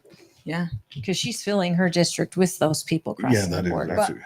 But my friend Tony Gonzalez, he represents most of the border in Texas, and I've heard him say this several times. It's not really a partisan issue anymore. You know, Democrats, Republicans, and even recent immigrants are fed up with what's happening on the border, because people are waiting 2 hours for an ambulance. You dial 911, and the system's completely overwhelmed. So even somebody who came across the border illegally last year is now fed up with how porous the border is this year. Because you just can only put so many people on the life raft before it's going to sink. And we're all going to go down together. And the crime is going up in red cities, just like blue cities. Yeah. And it's become, Texas sends off a couple 100,000 throughout the country. They're dealing with millions. Yeah. And now Chicago or New York's mayor wants to send these to Utah. Adams. Yeah. And the head of the Nation of Islam in Chicago is trying to do a recall on Johnson right now. She's the person who got him in. The Nation of Islam was his grassroots, and now they're trying to impeach him now. But that's the thing. It's affecting Democrats, Republicans, and it's the fentanyl alone, the child sex trafficking. I mean, and we have border security watching these families. We have the capability under Trump to actually do an instant DNA kit and to test a child to make sure they're with a blood relative or something. And that's all been stopped. Yeah. And that's why Mayorkas needs to have a red flag and an asterisk next to his name for being impeached. I'm glad you did it. Yes. I wish the Senate would jump on top and get rid of him. I was at the airport right after we impeached him, and the videos are still playing in the airports of like, "Hi, I'm Secretary Mayorkas," and there's no asterisks. And it would actually make me feel better when I'm sitting in the airport and have to see his face if it would say on the video, Secretary of Homeland Security, asterisk, impeached. Well, they did it with Trump. Everything was Trump has been impeached 2 times, and it didn't go anywhere in the Senate. But I mean, it did go there. He just didn't. They didn't vote. But we need the Senate to at least pick this up, because if the Democrats were smart, they would show, like you said, like they're trying. This is what is going to. Well, the Senate's probably not going to change over this, honestly. And I don't think the Senate's in danger of changing this election, are they?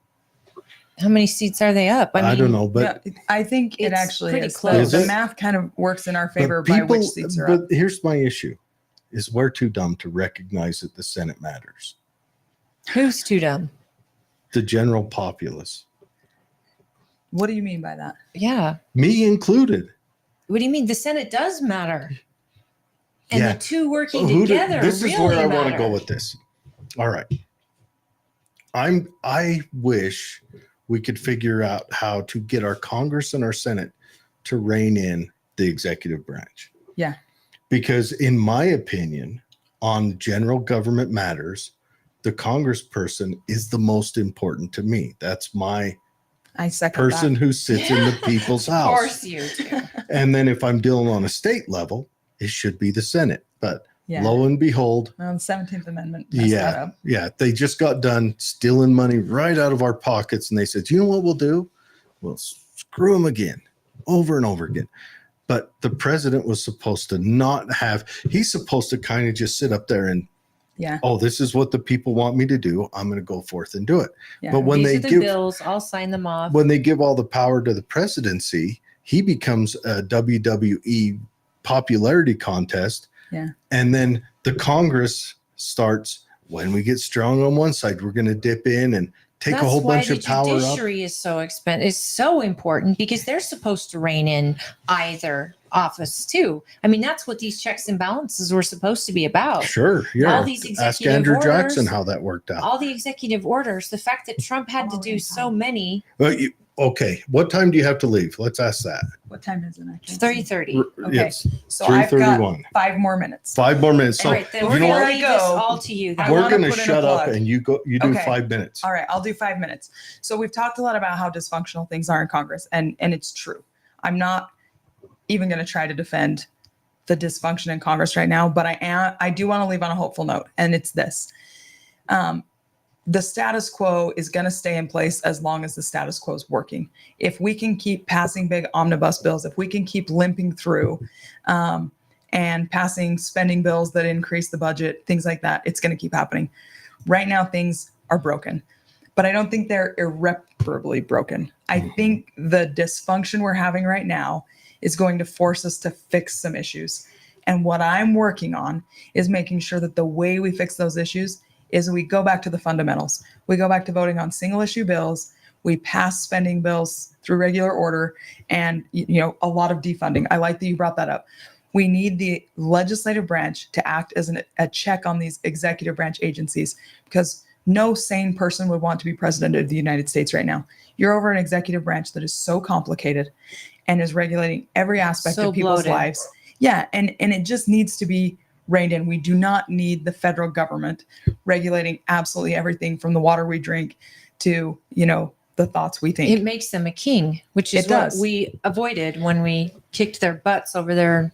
So the good Years ago. news about the bad news is that I think it gives us an opportunity to build it again the way it used to be, to go back to Congress controlling the purse strings and having to justify how we spend money. When And they it- put that engine together, they dropped a 10-millimeter socket in there. Let her finish. She Yeah. doesn't Time have to pull enough it out time. and build it correctly. Yeah, no, and I really am optimistic that that's where we're headed with this. It's possible. The fact that even Democrats are talking about regular order right now, that regular Joe Schmo in the grocery store is talking about regular order, that Democrats are talking about how executive branch is too powerful, that everybody's talking about how regulation is killing us.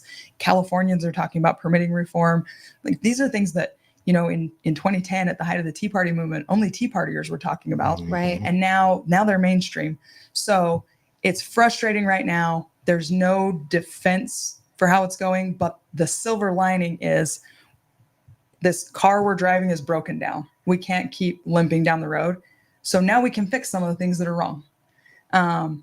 And so hang in there. The process might be painful, but that's why I'm still really excited to be in Congress right now, because I want to be there while we're fixing it and make sure that it gets fixed in a way that protects freedom for Americans and puts the government back in the position of doing things that the government's authorized to do and not overreaching its authority. So you can actually see in your own experience now and being there, can you see potentially, because there's the crazies, the handfuls of crazies that got that, but we have a lot of reasonable people there, Democrats and Republicans. You can actually see hope here. I see hope. I see that we can all recognize problems now, problems that a lot of us used to be in denial of, have widespread agreement. We know that the border is broken. We know that federal permitting is too onerous. We know that agencies are too powerful. We know we're spending too much money. There's, the best time to plant a tree is 20 years ago. Yeah. The second best time is today. I think we might plant the tree today. I wish we'd have done it 20 years ago. But we're better off doing it now than continuing to not do it. And on that note, I really do have to leave. Yes. Celeste, one question though. Who's the coolest person you've met since you've been there? Ooh, that is tough. There've been a bunch of them, but my buddy that kind of took me under his wing that I just have a soft spot for is Doug LaMalfa from California. He's a 70-year-old farmer, 70-ish-year-old farmer. And he just took me under his wing and we kind of click, and you guys it's just really talk fun. Dirt all day. We talk about soil and water. You go over and to his weather. office. He hands you a piece of straw, and you both just sit back. Yeah.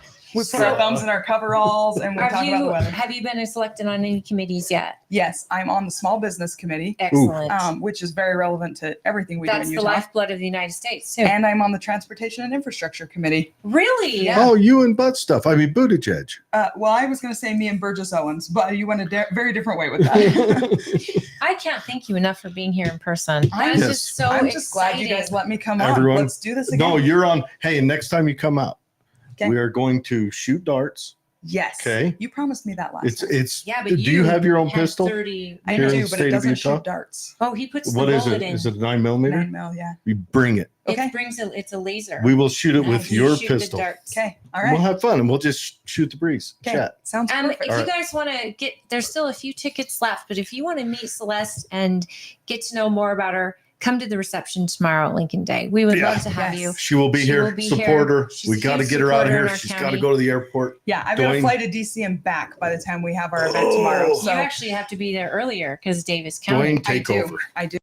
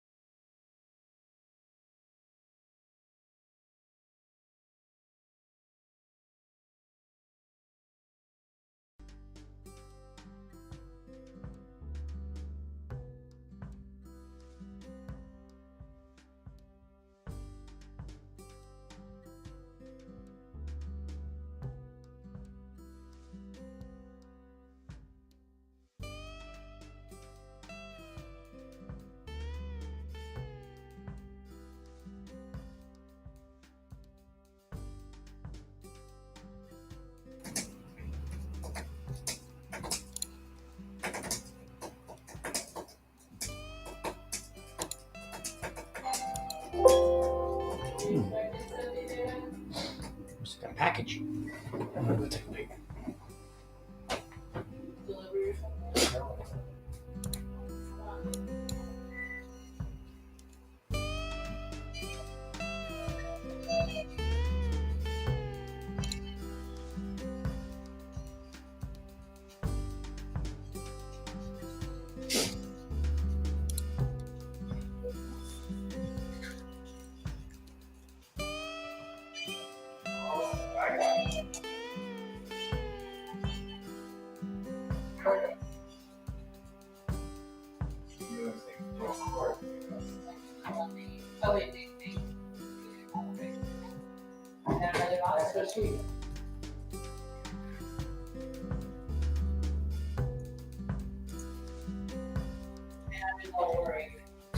That what? Who? You. Interesting. Crazy talk.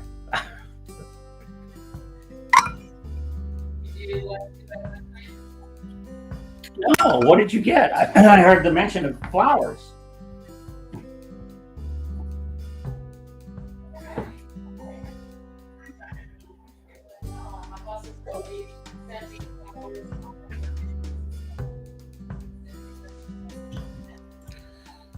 All right, we're back. We had to walk Celeste out to the car, but the music's still playing. I don't know how to make it stop. Dwayne does, though, and he will. So right now we'll talk over some sultry music. You're listening to the Night Train. Okay. Oh, and then we got a couple comments coming in. I think the last one's from your mom. They are still building houses for the wounded. Wounded Talking warriors. about Wounded Warrior. Wounded Warrior it's a project. It's a nonprofit that ran amok for a moment, and now it's back. Same with the United Way. It ran amok, and now it's back. But that was very cool talking to Celeste. She hit hard on that China question I had, though. That was the big one I was warming up for. It's so cool, and we're so grateful. But I'm not kidding, guys. Out here in District 2, I am not the only one that says it. Yemi is the chair in Davis. Lisa is the chair in Washington County, and she is present in all of our counties. She's available. I text with her all the time, and so David Weiss, yes. How many illegals will Cox be taking into Utah? Okay, here's the Celeste question. Wouldn't have that answer, by the way. Here's the question. Now, I read that report. That was not a Utah-sponsored transport. It sounds like a New York shelter paid for that transport and sent them out here. Well, they're trying to pull an okey doke, I think. Well, I think what they did, sanctuary I places. think what they did is they're all packed up and they're like, send 10 to this state, 15 to that state. You know, they're trying to kick 1,000 people out. Now it sounds like it from reading it. Red states. From reading it, it sounds like that one specific shelter wasn't pinpointing any certain state. They were just trying to get rid of numbers. And that's a joke. I'm sorry. But I'd like to know what Governor Cox thinks about that. That's a good question. Because it's not, I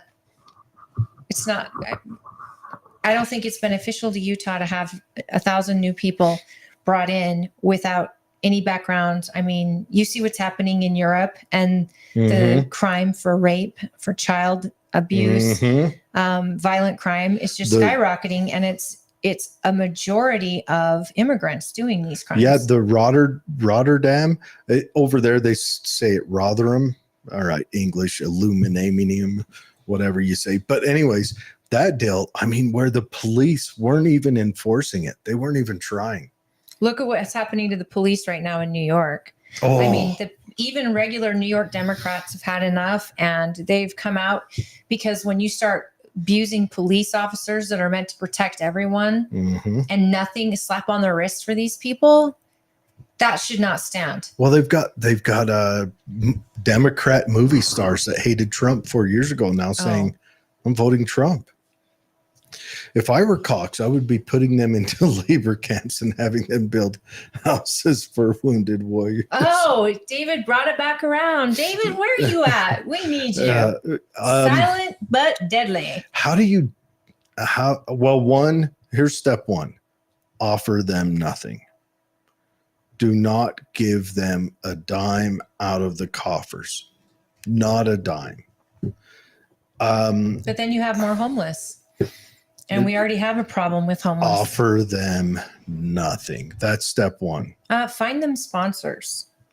Oh, sure. If someone wants to sponsor them, Company sponsors willing to hire them, and the Catholic Church charities will sponsor them. So will the Mormon Church. I don't think that the populace should give them anything. Well, as you've learned, the populace doesn't have a choice, and it's decisions made by governments, which is why we say this all the time, but how you vote on your local races affects your life far more than how you're voting federally. And that goes for immigration too. What is your governor willing to accept? What is your local communities willing to accept? And what are your sheriffs willing to accept? I think it's important, people, on how you vote. We're open for some calls, so if you guys want to call in, I see a few of you. up. So David says the labor camp of David Weiss is accepting conscripts. Why do you gotta call it a camp? We'll call it Camp Weiss, and above we'll have big wrought iron thing above it that says "Work will set you free." Work shall set you free in German. German. Let's not call it camps. Well, let's call it summer camp. Summer camp. Where they learn how to Camp David. Boom. We need that sound effect. And then one day some old shuffling man will land in his airplane and wander around like a Roomba. Okay, let's open the calls up. If you want to give us a call at 385-899-2134. And if you have something that you want to discuss regarding the Congresswoman. We would have had her for some calls if she had more time. She's hopping on an airplane. It was very kind of her to pop in like this. It was a great surprise. We will have her on again. I like her. I like that she's forthright, but I want to dig in some more on that China stuff because she's thinking an 8.5. That's kind of what I'm thinking. That's where I'm at too. And I'm not just with China. I don't think everyone. I don't think China could do a military invasion, but what if they're just popping sleeper cells in here? They don't even have to be armed. All they got to do is know how to run a computer, and they can. I don't know, crash AT&T maybe. Yeah, let's talk about that. Now AT&T's come out and said it was just if you don't know, AT&T service went down, the data, so people weren't able to use their data. They could use Wi-Fi to call, but their phones went down, and then 911 went down in parts of the United States. AT&T actually said that we were just doing an update. Well, for 12 hours. Yeah, and that's about that. An after the fact answer that they gave. And Verizon and T-Mobile were both overridden, and they say that's because they were taking a lot of the AT&T tower struggles. But you guys, this is our infrastructure. And again, like David Pine had said, if we would have put even $5 billion years ago when it was first brought up that this is an actual threat to secure our water, our electricity, our cell phone towers, whatever it takes, cyber attacks are real and they happen every day. I heard one person said, one person that was discussing this was actually saying that usually 911 of a place like VEC here in Utah that handles all the dispatch for a certain area, they usually catch 1 or 2 cyber attacks a day. And luckily they're catching them. Well, and that's your 911, probably not a target that's targeted all the time. Imagine what banks are catching. Imagine what power substations are catching. But you realize 911, I mean, that's life and death. Well, your life and death, and that has real consequences. Banks can get fixed. I mean, if there's a problem, as long as people don't rush to the bank to get their cash out. Ooh. But that's when destruction really happens. 911 is pinpoint. It hurts little parts here and there. You take the power away, you take the economy away. That's everyone. Yeah, the protection's gone too. Just type more zeros. I know. What if they hacked the bank and gave me money? That'd be crazy. I'm not throwing that idea out there. You know, they'd call it a crime if you cashed that in and kept it. But if you accidentally were to underpay by mistake, oh man. Also a crime. Also a crime. But if they make a mistake, oh no. But no, that's a lot to chew on. If you get the chance, listen to Brett Weinstein talk. You can either his two best talks are on Joe Rogan or on Tucker Carlson, and it's shocking. So yeah, and then what if it is a kinetic army that they're shipping over here, mostly fighting age men, shipping them over here? There might be. Remember, you used to hear about those camps out in the woods of Arkansas that were Al-Qaeda camps. I didn't take too much stock in that, but a Chinese one, I take a lot of stock in that because Al-Qaeda didn't own a lot of land, but China does. But you know what? All they could be is spies. These could all be well-educated in tech. They could be well-educated in politics, American politics, whatever. They could just be well-educated in small arms. Sure. In explosives. I wish our FBI was well-educated into who is crossed our border. And I'm afraid they're not. I don't think they know. You know what you never see? You never see Chinese nationals that come over here to school dye their hair purple or green either. You don't see litter boxes in schools at Chinese schools where the furries and the people identify as cats are. Even over here, like you don't see them come over here. They come over here, they put their head down. I think that the Asian Americans that come here, and they're extremely the Chinese Americans that I know that have immigrated here did so because they were afraid of the Chinese Communist Party and they wanted to give their children a shot. And many of them are business owners. Many of them are extraordinary Americans, and they do keep their head down, but they are extremely hardworking and self-sufficient. So this whole new wave that are coming over, I'd be curious to see if they too become hardworking employers someday, or own businesses or work for business. I'm curious what a year looks like, but I'm also terrified. I'm at an 8.5 too, because we don't know. We have no idea.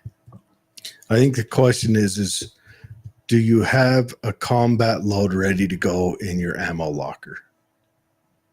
I think that is the question, is it? David says, no, that's my question. David says it's cheaper to offer every military male in China a free apartment in Alaska and Nebraska than to have war with them unless we decide to strike first. Do you think you aren't even afraid of China? Well, okay. Honest opinion. No BS. I think China's on its way out. I think China's one-child policy is a crippling blow. Their demographics are not enough that they can support themselves. But that being said, when a country is on its way out, it falls under Thucydides' trap. And once it's fallen under that, it starts acting desperate. Desperate, like a dog with rabies. Yeah, gotcha. Dave says Jared has bad intel. Actually, China updated their numbers the end of last year, and they dropped a lot. was it 15 million off their books? They said, "Oh, we were lying." It's They actually they actually said we're not a billion people anymore. yeah. And So, but you can't trust their results. It's like getting the results from WEF. It's going to give you the results. But would they lie the other way too? They could. Yeah. And demographics plays a huge role in all changing empires. But I mean, just look at Germany in the buildup of World War I and what France and England were writing about them. And then you see why things turned out the way they did. But the question is, would China, well, they've got, they're over male populated. We know that. We know they're over male populated because during the one child policy, female children were not as sought after. So there was probably abortions involved then, or a lot of adoptions in America, orphanages and things like that. So a young fighting age male population, you can send them over there. They can go over there and live, work, and still be a part of our group that works out that, let's say China says, okay, we're going to invade Taiwan, and your sleeper cells aren't going to do anything in the U.S. unless U.S. responds. And then when U.S. responds, then things start happening. He says they can acquire females abroad from poor countries with ease. Yes, except China is probably the most prejudiced countries on earth. The most prejudiced country on earth. Han Chinese don't even like to breed with Cantonese Chinese or whatever the other Chinese are, not to mention Mongolian or anything like that. They're very, very prejudiced. And you say that, Dave, but this is a problem they've had for a while. Why haven't they yet? So, but I think, please pre-register for your caucus at utahgop.org. Oh, that is you. We didn't put it in the show notes. So I reached out to a couple people to see, because I've got a couple issues I wanted to talk about. I'll make sure I put a hyperlink in there. I don't want to start it if we can't get the guest. So why don't you go on to one of your news stories and let's go from there. This is what I want to talk about. Other news stories I have. So did you see that Ann Coulter on Bill Maher? What was it? Last week on the 15th? Ann Coulter's on there talking to Bill Maher and what's that guy from CNN, the black guy? Interesting cat. Anyways, I'll see if I can't figure out how to pull this up because I've done so well in the past. All right, so I got it here.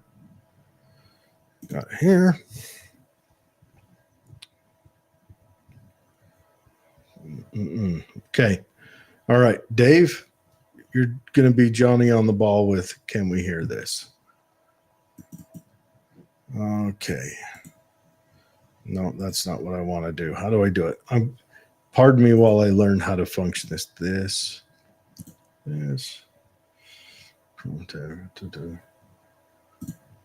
Put it in a window. If you're commenting right now, I can't read your comment.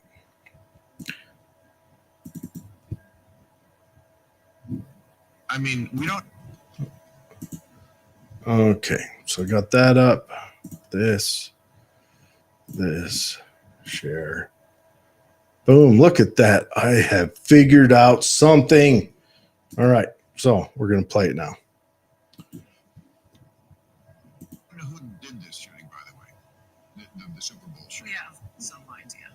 What? If it were a white man shooting, we'd know. That's true. Well, we don't know. That's how we know it's not a white man. I can tell you that much. They were pressing that reporting. They wouldn't tell us about the transgender woman that shot up the Christian school for what, like a year? San Bernardino out here. Remember the crazy terrorist Muslims? That's when I first noticed, they're not telling us who it is. It's not a white male. The longer they go without telling you, it's not a white male.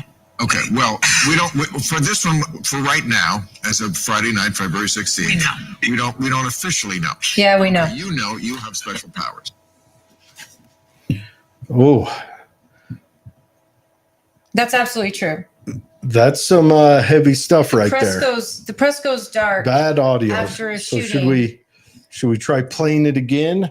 Not so loud in our ears. I know it's loud in our ears, but I'm also listening to it here, Oh, can you? and hear it's it good? very quiet. I don't know why it does that, but yeah. So That's quick. I'll just move this off if you want to try it again. yeah, let's play it again. Whole thing. I mean, we don't know who did this shooting, by the way. The Super Bowl We shooting. have some idea. What? If it were a white man shooting, we'd know. Well, we don't know.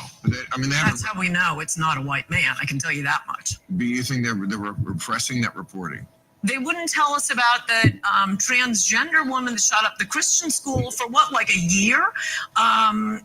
San Bernardino out here. Remember the crazy terrorist Muslims? That's when I first noticed. They're not telling us who it is. It's not a white male. The longer they go without telling you, it's not a white male. We don't for this one for right now, as of Friday night, February 16th. We know. We don't officially know. Okay, you know you have special powers. I mean, we don't know who did this shooting, by the way. The Super Bowl shooting. We have some idea. Whoa. We know. And she's absolutely right. It was a black male. It was a couple of black males.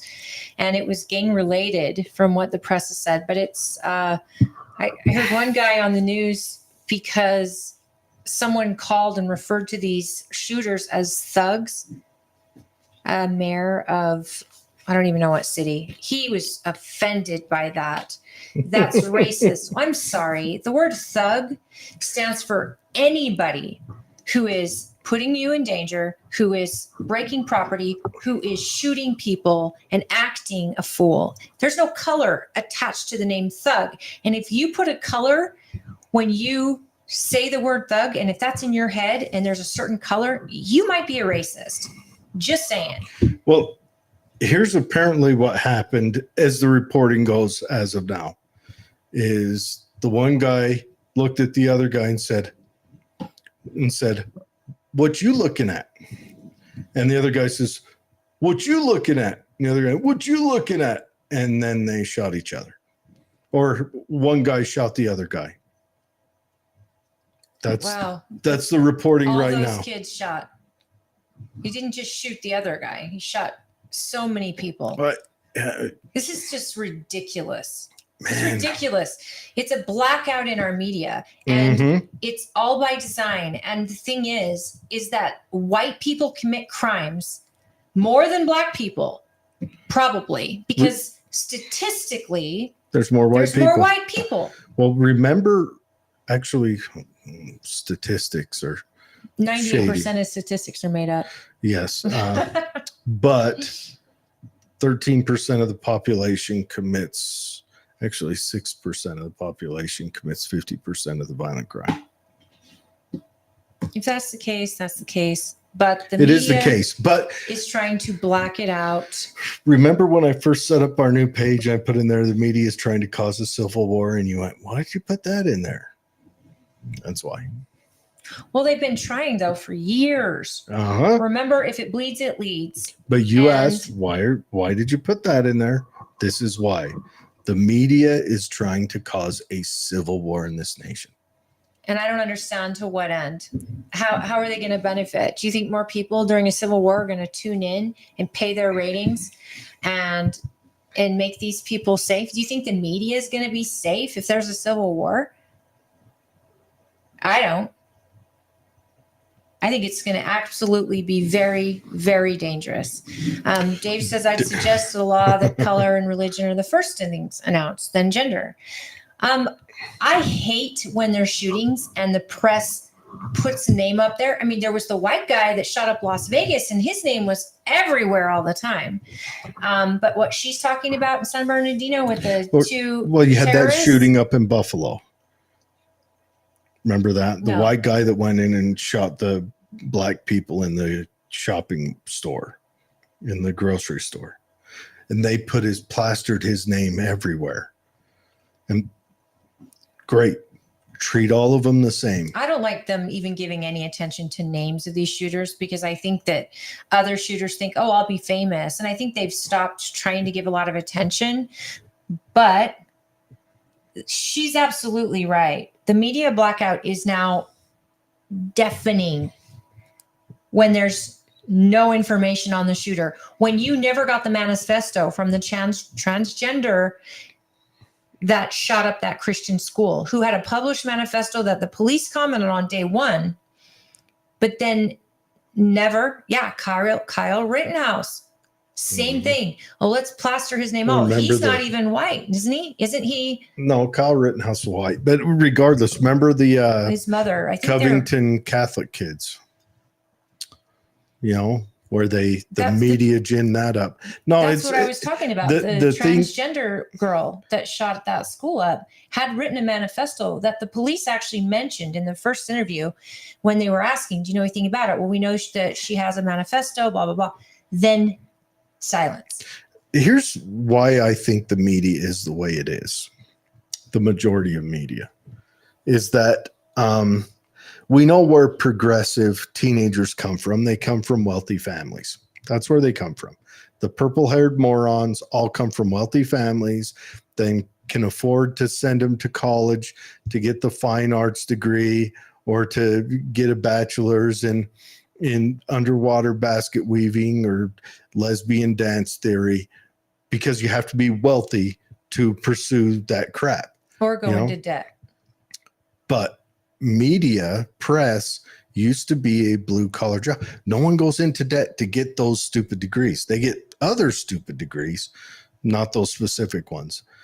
People might still go into debt to pursue like a master's in English degree, I think everyone nowadays goes into debt, even with those stupid degrees. Anyways, you're missing the point.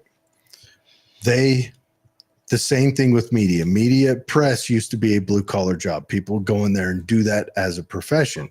Nowadays, press, it's wealthy kids are the only ones that can go in there to be in the press and to grind through until they climb up. Like Anderson Cooper, he's comes from a millionaire family, that you have to. Tucker Carlson. You have to start off with the wealth that can support you through the grind as you climb up. And they're all these progressive purple or green or yellow or, I don't know, give me another color, alabaster haired. Alabaster is just white. Anyways, just rich kids who want to stick it to daddy and stick it to the man. And I don't know if they're trying to cause a civil war. I think they're just following their religion, because progressivism is a religion. Absolutely. And they're just following it. They're converted. They're all in on it. They want to push DEI into the lumber yards and they want to do all that. That's just what they are. I agree with you. Progressives and the climate change. It's all a religion. Yep. So, and I'm a minister. It's not of that religion. Well, let's talk about, are you done with your talk about China and stuff like that? Sure. What do you think about the wrath that has been thrown at Tucker Carlson for going to Russia? I mean, he's a journalist, right? That's what journalists used to do. They would go and talk to relevant people, and yet now they're treating him like he's a Russian like propagandist and all of this. And I'm like, what? That he doesn't come home waving a flag. He's American first. He just said that we've been lied to about what Russia actually looks like. He was in a beautiful town, and I think St. Petersburg, I think. The people were working, they were fat and happy, and it was a beautiful city. And he was just like, I can comment. I'm a journalist. I'm going to comment on what I see. I know there's a dictator in office, but now he's getting dragged through the mud for being a sympathizer or something.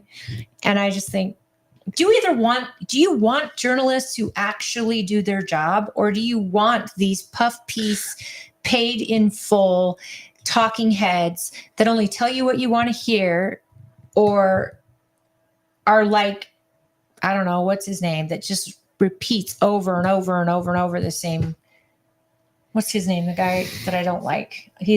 Was on Fox. Hannity. Oh, yeah. He's a parrot. He keeps repeating and repeating his same line.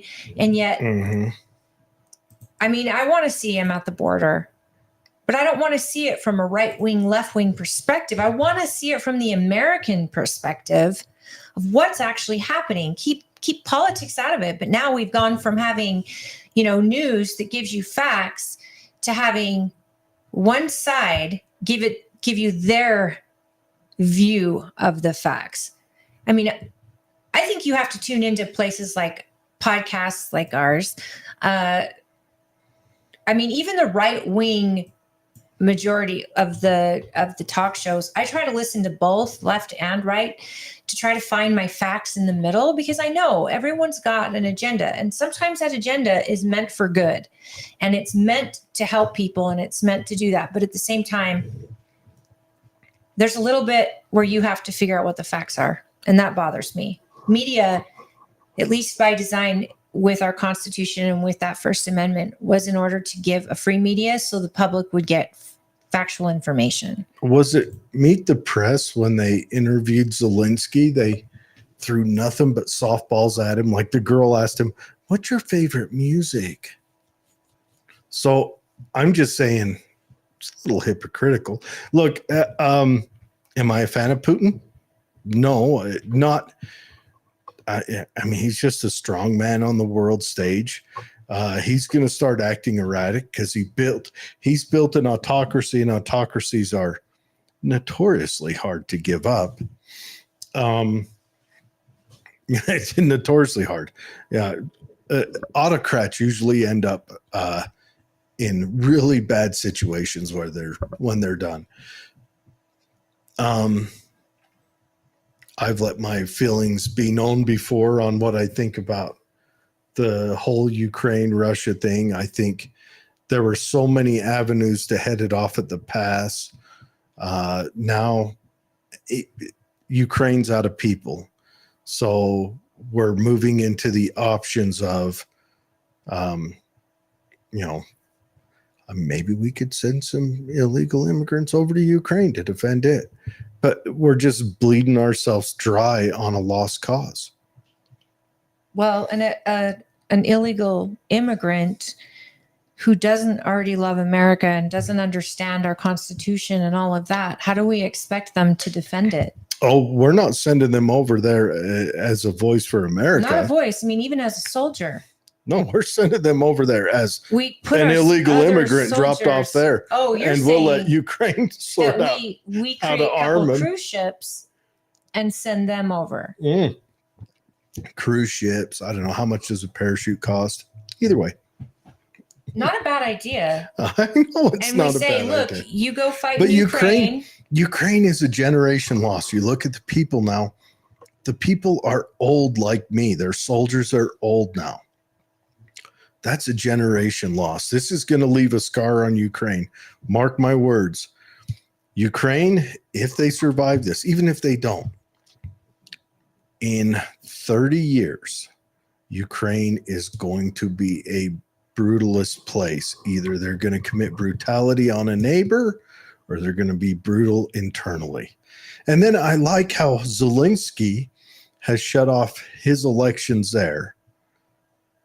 But we're getting after Putin. Now, I do think Putin probably killed that Novak or whatever his name was that running against him, because Putin's got a track record of doing just such a thing. That's just what it is. I mean, he essentially has set up a monarchy, except it's worse than a monarchy. because he doesn't have, the permission of God. He just has a strong man got in there. And it's real interesting. I've been studying on how he got in there, and it's just an interesting story. He got that job because he wasn't a threat to anyone. So Gorby gave him that job. I don't Just get let him it. in. He was unknown. He was a station chief in Eastern Europe. And did you read his? Oh, okay. So Cox should force the Jazz to take on a few midgets for DEI. DEI is a big discussion at the state, and I've seen some of Cox's responses on this.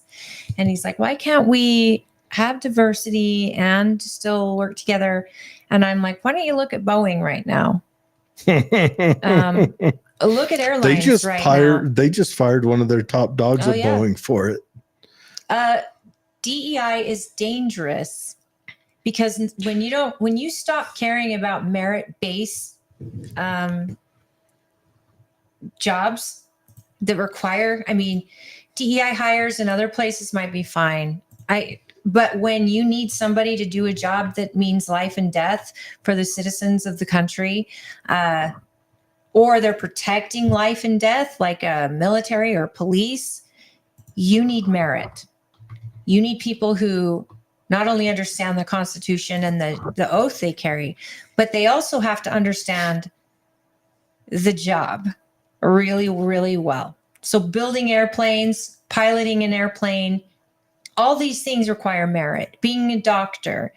You can even be a bad lawyer and nobody will hire you and you won't make money, but will the state hire you? And then you become someone's public defender, and then you're in trouble if you don't have money to protect yourself there with a good lawyer. This is one guy I'd like to interview one day, but have you ever heard of Freedom Tunes? No. You haven't? All right. So I'm going to try to share this, and let's hope it works. Let's hope it works. All right. So we're going to test out my sounds on this. Okay. He's got a cartoon called DEI Airlines. So we're going to talk all through it, and we're totally stealing this right now, but let's just play. Is there a restriction on it? Everything has a restriction if you play it too long.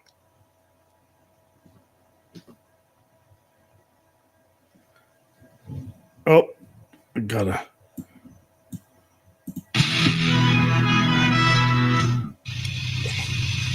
David, let us know if you can hear it okay. Wow, that's great. The pilot was chosen because of their skin color. Hey, I have to pretend to be mad you said that. No, I'm saying it like it's a good thing. Good, because it's definitely a good thing. So good, I want to warn everyone on the plane about the good news. I like how they're just gritting their teeth and sweating. Please, gentlemen, children. There are children on this plane? Oh, wonderful. Great news. Really great news. This airline has decided to pick its pilots based on diversity. Oh, wonderful. My child is here. Yeah, I'm so glad to make history like this.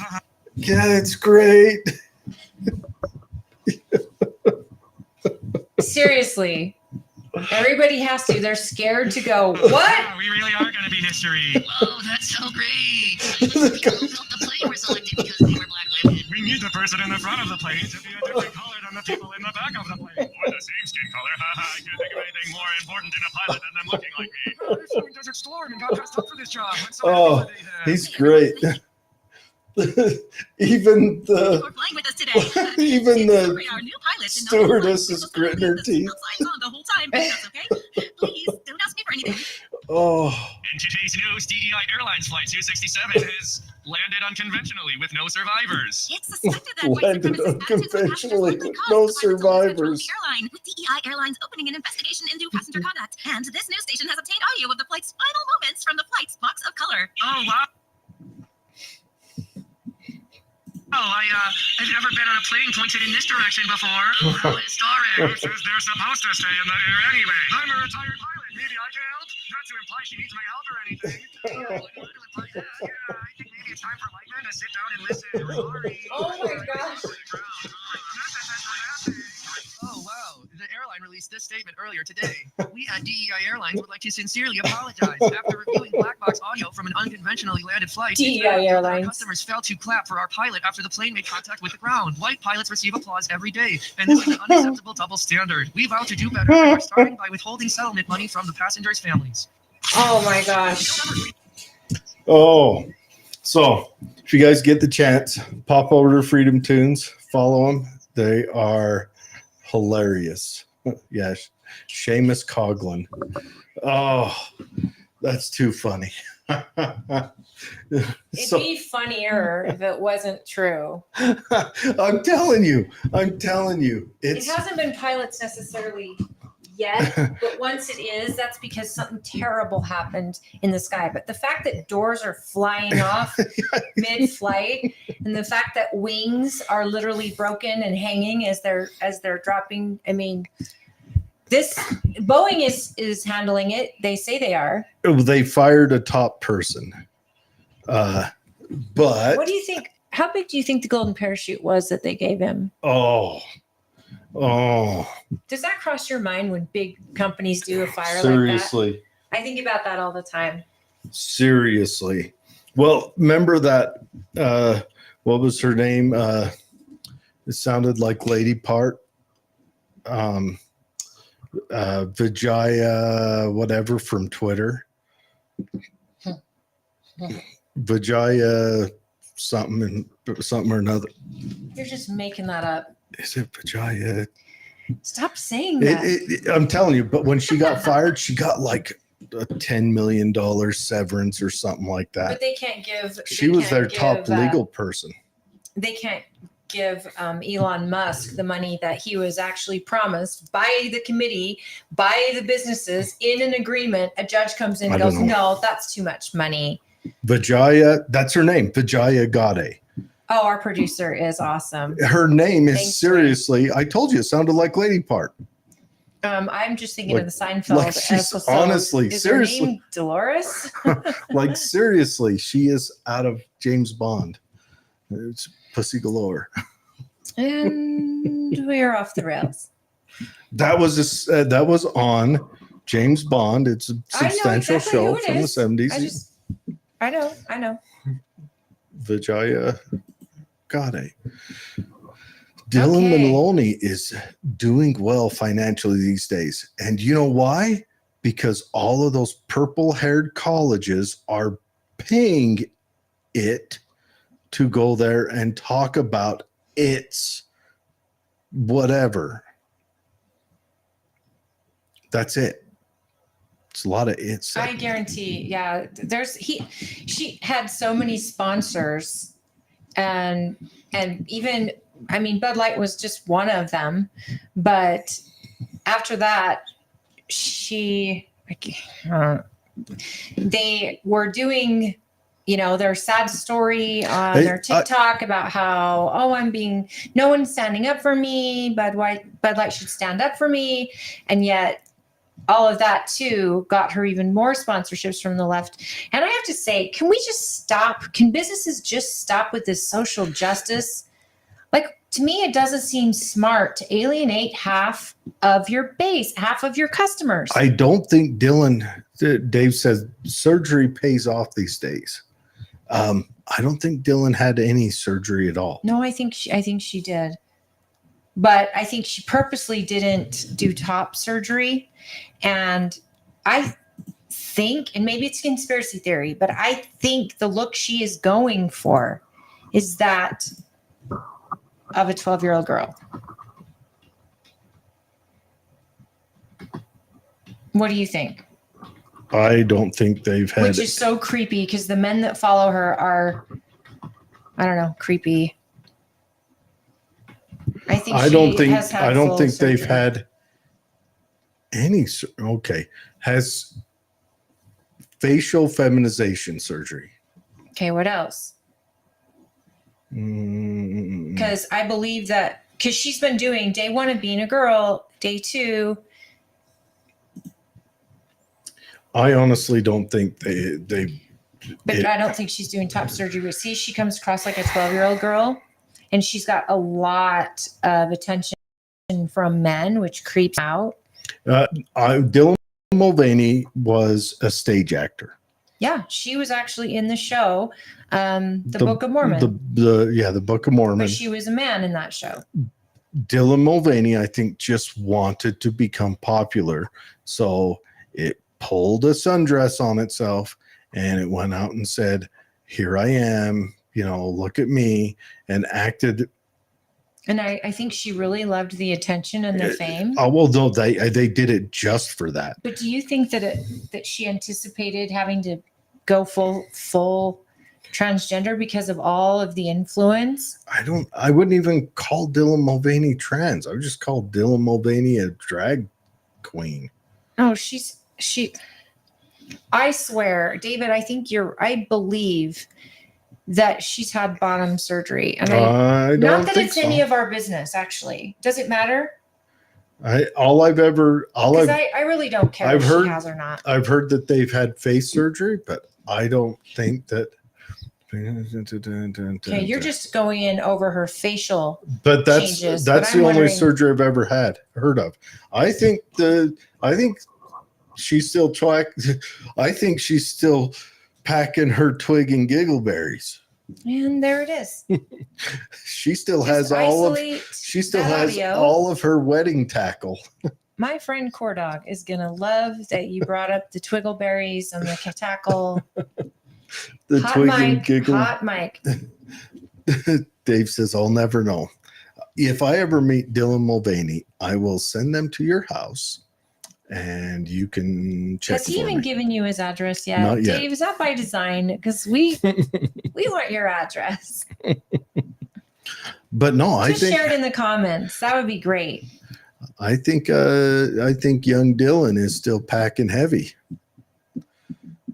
The facial plastic surgery, Dylan is what, early 30s now? That's not, Yeah, but he had her Adam's apple removed, and I haven't seen any top surgery. No. But again, I think it's a little bit concerning. Just facial feminization surgery only. Most of her followers are men, and really? I thought most of them were teenage girls. Oh, a lot of them are men. Okay, all statistics are made up. But listen, I'm just saying what I've seen on her feed is a lot of men, and I feel like she's appropriating my culture as a woman. She's doing Holly face. No, she's appropriating every woman, but she does it so out there, and day 1 of being a woman. Oh, I've got cramps. I thought she was making fun at first because she was so over the top, and then I don't know. I mean, she could literally have been making fun, and then all of a sudden realize, oh my gosh, people are really believing me. And so, I mean, she worked for the South Park guys. They're the ones that did that play. So then I thought, what if she started out as a caricature, just like Dwayne is saying, and then all of a sudden she's getting all this attention from the LGBT groups, and she's in too deep now at this point. It's LGBT plus IAA Two-Spirit if you're in Canada. The Alphabet Mafia. There's other stuff. I'm sure I forgot some, but I will not stand for you. Go on. I apologize. You have to just break yourself in there. But so this is probably just really crazy. But I think that once she started it and realized she's getting all these followers, and then now she's getting sponsorships, and she's becoming I think all the sponsorships are gone now. Movement. Oh no. She's still making money off of what sponsors is she getting now? Makeup. I thought was it Maybelline? I thought they dropped her. She wasn't Maybelline. She's getting sponsorships from Allure, I know because I've been in battles on Twitter over it. I know. And I actually said she's appropriating me. Why can't I be angry about that? I know they go to different colleges and give speeches all the time. Like she got paid, what was it? Something like $18,000 for that speech at Penn State or some crazy number. Hey, Fact check me. here's what I got to say about that. Good for her. Good for the purple-haired She has started morons. her own brand, and she is making money the American way, the American dream. Next I would week, never go watch her speak. next week when I show up in a sundress tucked hard. Oh my gosh. She hasn't had bottom surgery yet because she hasn't been on hormones long enough. Leaning in. Leaning in. Oh. And When she actually on TikTok, she earns an estimate $50,000 to $80,000 per sponsorship post. when she slides her Look at those are all her sponsors. Ulta's the one What's that on Ulta? Twitter. It's a makeup I know what company. KitchenAid is. But I was What's on a Kate Twitter Spade? feed of it was a meeting that Ulta sponsored with her, Dylan Mulvaney, Okay, and I then know what another Crest guy. is. Listen, and another guy who had a full beard and makeup on, talking about women's issues. And I made a post that on there. Yeah, it's that funny. I wrote, "This is laughable. You two guys are up there appropriating women like caricatures and telling us about women's issues. You don't know shite about women's issues." Hey, we paid to have her speak at Weber. This is Yay! stuff. I know what Crest is. I know what KitchenAid is. Instacart is that. Instacart is where you can order your groceries. And okay. Yeah, I've heard of that thing. But all of these things, and Dwayne, if you post this stuff in the comment section, people can read what you're saying because it's very interesting. I want them to know. Here, The thing is, I'll post it look in at there. I'm it only actually, shows up on. I don't know if it goes to the Facebook. I'm site. actually We'll see. really. I don't blame her for any of this. If people want to pay her to be their spokesperson, great. I want to know what these companies think is a good representation of themselves. I would rather know. Hold on. you know. I gotta get the sound cranked off. This just so I can post it in here. So I'm posting in all of her stuff. Her and her penis are. Okay, I don't want to talk about her penis. I don't want you saying that word again. I just can't wait. When she said When she's getting it whittled off, and she's like, "I'm doing this for the money." She talks about on her feed sometimes. I don't follow her. It just shows up in my feed that she can't wait for Dr. So-and-so to What be able feed? to Like in Twitter? Twitter for Dr. So-and-so to be able to transplant a uterus. I was like, what are you talking about? The male body, the heart, there is actually lining around a female heart to protect it so that it can actually survive childbirth. Men don't have that. So is she really, not that maybe she probably would have a C-section anyway, but are we seriously talking about this? This is the person that all these companies want to speak for them. And I'm glad. Good for her. She's made a brand. There are people who are buying it, whatever. At least we know, right? I applaud her because this is America and anyone can do anything. But I just have a feeling that it probably started maybe as a joke or, hey, I wonder why this would happen. But now it's turned into she's like some idol to people. I'm just it's like the TSA when that woman and the woman was getting felt up by the TSA. I just like how you're coming apart over this. Oh, it pisses me off because I can't appropriate other cultures, but men can appropriate women. That's okay. And nobody calls it that because the left invented that. So when we call it back at them, then you're the worst. But here's the other thing. Do we want to read this on here or no? One thing that I laughed at the time is the headline that said that woman yells at TSA for touching her balls during a search. You can't make that up. Oh, I remember that. So much wrong with that. Have you seen that show? Oh, what was that show? Sorority Boys? It's not gay because it's a TSA. It was a spoof, but the one girl, oh, my ball, Gina. Guys, we have to stop playing in their circus. Do we want to read this one, or is the this circus? Or is this a stretch for you? No, I'm done with this crap. I'm done with it. Feminine me. I want people who are literally struggling with body dysmorphic disorder. I want them to get help. I want them to feel safe in their own skin. I want them to make sure they have support around them. I don't want them taken away from their parents by the state because you're not appropriating their gender or whatever. I think that parents need to take care of kids who are struggling with this in the most sensitive possible way, because these kids are struggling with what is known as a mental illness. Body dysmorphic disorder is a real thing. And to change your body at a young age, to me, that should be considered child abuse. Just like if I took my 11-year-old down to get a tattoo, people would be looking at me like, you might be out of your mind.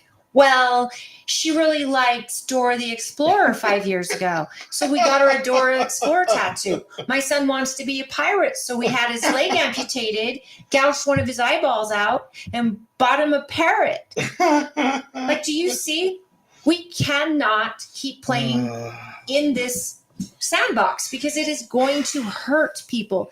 If they become adults and they feel like they still aren't whole and want to do this surgery, then let them with their doctor make that decision. I don't want to get into that. I don't want to be in that business. I also don't want taxpayer dollars going into that business.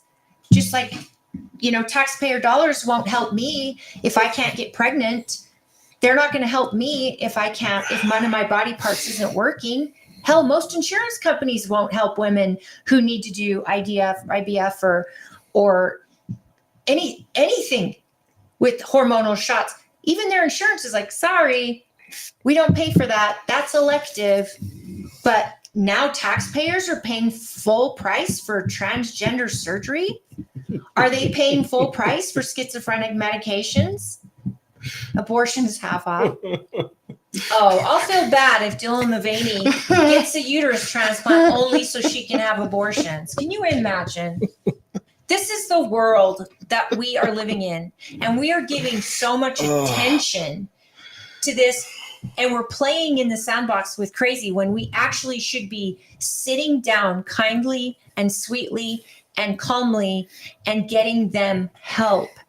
And doctors and psychiatrists are looking at these people as long-term money for them instead of helping them find comfort in their own bodies. I know what it's like to have a disorder where, well, I was diagnosed with body dysmorphic disorder when I was in my 20s. I know what it's like. And believe me, nobody sat me down and said, you know what? You should get down to your birth weight. You're way too fat. You should keep dieting.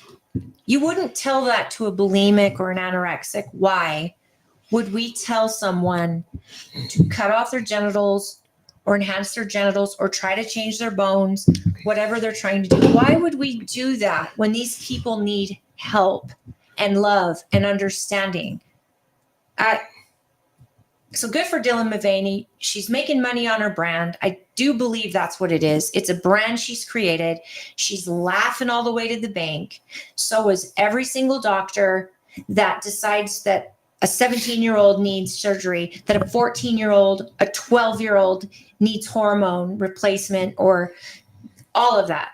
They're laughing all the way to the bank. And now, like in Indiana, they're taking your child if you do not affirm the gender they say they are. And can you imagine in a court of law defending that? Well, this week he says he's a girl, but 2 weeks ago he said he wanted to be Batman. So he's a millionaire. We put we're just waiting for the money to come in. We build him a cave downstairs. Like, when When are we going to, as a society, say, nope, let's get these people help. Let's help them. Building a rocket because he says he wants to be an astronaut. Right. Here's a funny story. Sorry, I get heated about this because I have so much compassion for these young kids that are going through this. I have been through something like this. I know what it feels like to not feel happy in your own skin. I can't stress that enough. I know the last thing I needed was for somebody to come around and go, "You're right. You really are gross." And I shouldn't laugh at the you have to laugh or you will cry. Demise of our nation. The demise of our nation, exactly. And but this is all a sign. This is all a sign of wall nations collapse, wall civilizations collapse. And the wildest thing is this is happening across all of the Western nations, all the European, all the Western nations, all of the where liberalism was born. You don't see this is collapsing in Asia, like China. You'd never see this. But they're not collapsing right now. They're Russia. On the way up. You'd never see this in countries that have communism. I mean, it's not allowed. You're not allowed to be an individual, and you're not even allowed to be gay. Hold on. In Iran, you're allowed to be transgender. Actually, you're forced to be transgender if you're gay. Iran touts they have no gay people. That's right. They have zero gay people. Kill them. No, they don't kill them. The state does this to them. Seriously, I kid you not. Well, right. But that's the thing is, people need to get the fact that gay and trans are in the same boat. They are not. And that is the thing. Gay people they were born this way. They're not born in the wrong body. They are born loving. They are born loving a certain sex. This is getting so convoluted now that I don't know how more gay people aren't standing up and going, look, we don't want kids mutilated either. We're in a modern day fad. It's a fad. It's a fad like bulimia was a fad or anorexia. Or that's not a fad. It is a mental illness. Yes. And it's a fad just like how Tourette's is a fad right now. I'm telling you, I would not call it a fad. It's been around forever. Dissociative disorder is also a fad. It pops up and it pops up in its spurs. They've done the studies.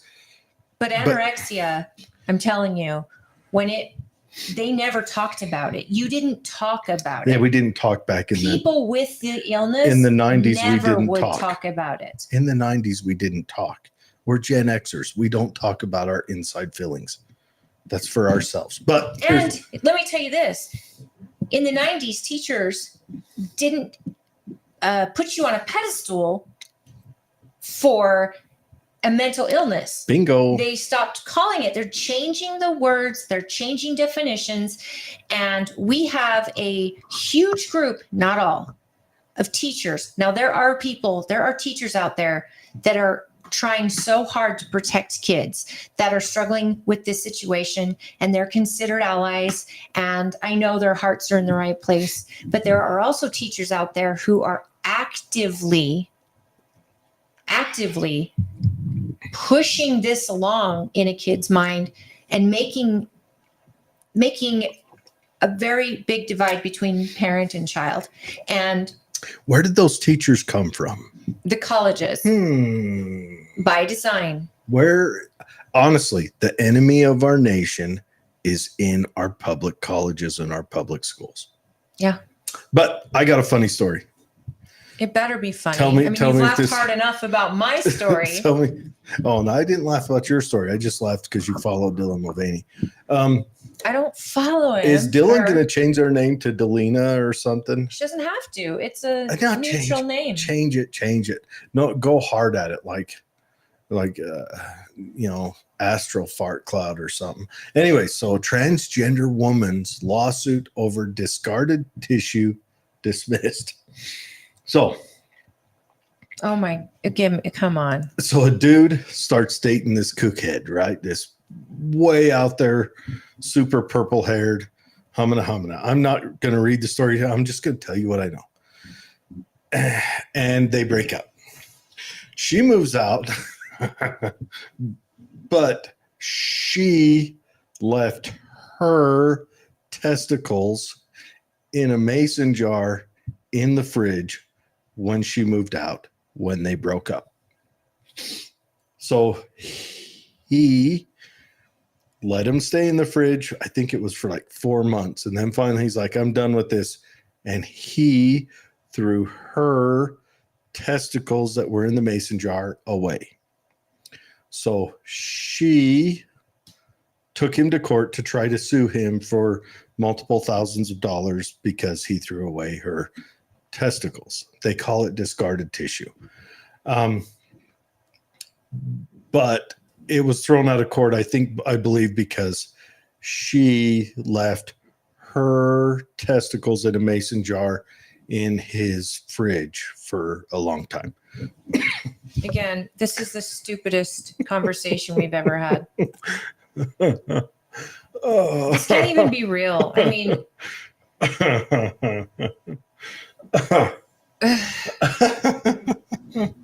oh, this is a Monty Python sketch. this is a South Park episode already. Did you see that one? It was Macho Man Randy Savage competing in the Girl Olympics. No, I don't watch South Park because I think it gets too trashy. Yeah, I'm here to. And my kids always want to watch it. And I'm like, nope, because I don't want to have conversations South Park always invokes. I'm going to tell you this right now. I think watching South Park will inoculate your kids to this. What are you talking about?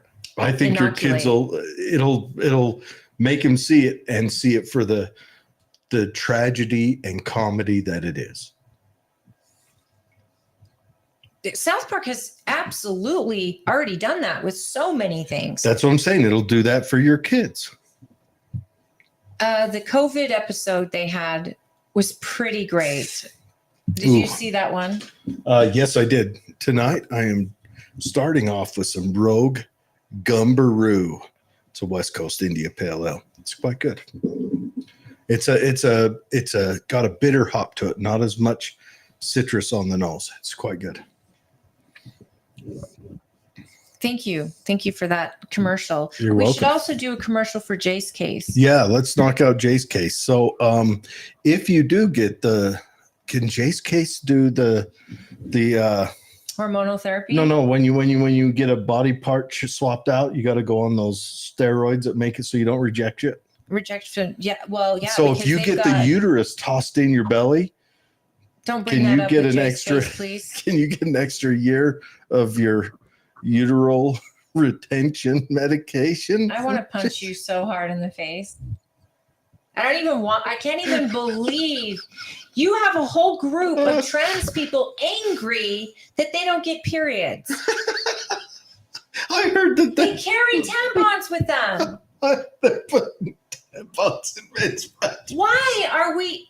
This world is so crazy. But I support Not the that. world, this country and the West. Let's just say The West, yeah, Western I support that. civilizations. What if I'm wandering through a school and I get shot, right? Bam. I can pop into any boy's bathroom, drop a quarter, get a tampon, plug a gun hole. How many of the last shootings were done by someone with a mental disorder? All of them. All of them. How I many think in the every mass shooting is done by someone with a mental disorder. So why aren't we focused on helping people with mental illness in this country? Because the Democrats want to take your guns. Holly, that's what they want to do. They actually, I think they secretly. What does one have to do with the other? Because the more of these happen, the more power they get to take your guns. I think secretly the Democrats support this crap. I'm not lying. Well, straight up. I don't know how we would ever find out and no one says the quiet part out loud unless it's Joe Biden, and then that gets blackout. That's not what he meant to say. He actually meant to say, "True as shoving of pressure." Whatever he had to say, I'm still just.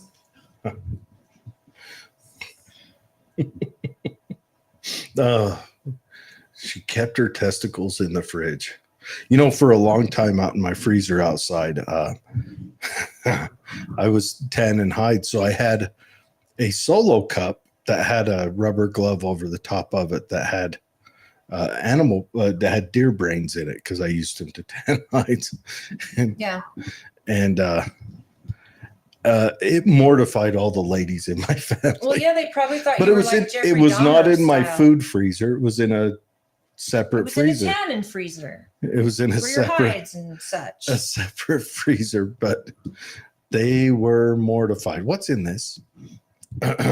Deer brains. I got some looks. Guys, I just want to know when are we going to find the answer, and why are we taking kids away from parents that are just trying to love their parents and let their kids grow up innocently until they're 18? Why is the state stepping in? They stepped in Montana and took a kid and sent it to his biological mother in Canada from a loving father who refused to put his child on hormone blockers. And yet now it's there in another country, a country that will pay for the whole thing. And this dad has zero rights. What if it's all just a sacrifice to Moloch? I don't know what that is. Moloch was the ancient Canaanite god that they sacrificed children to. And then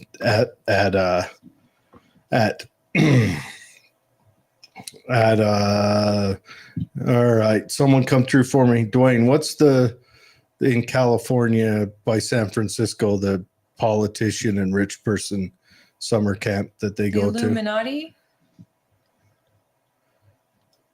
Carthaginian god? Yeah, it's a Carthaginian god.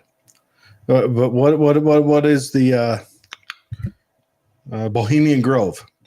They worship Moloch there. They have a cremation of care where they have a big Moloch statue and they have a effigy of a child they burn. And what if all this, the abortion, hacking off the twig and giggleberries, all of that is all just a sacrifice to Moloch? Because the Carthaginians did it for wealth and prosperity, and so the plants would grow. What if our leaders are, worshipers of Moloch? I don't know how we move forward. I don't know how we move forward in a nation where we can't even say life matters.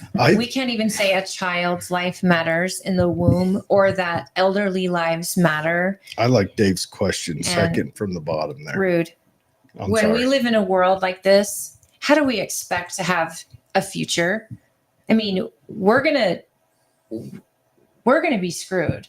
Because dude, seriously, the youth of today. Come on, cancer. He was originally Phoenician. Yes. Sorry.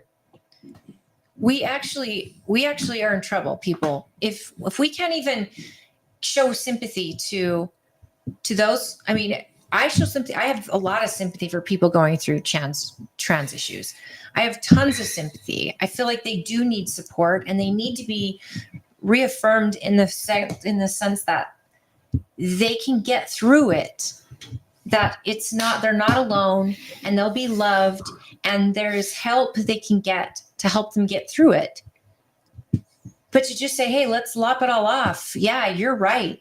You're 12 years old. You know best. They wouldn't let him vote. You can't drive a car. Sure can't get a tattoo, smoke, drink.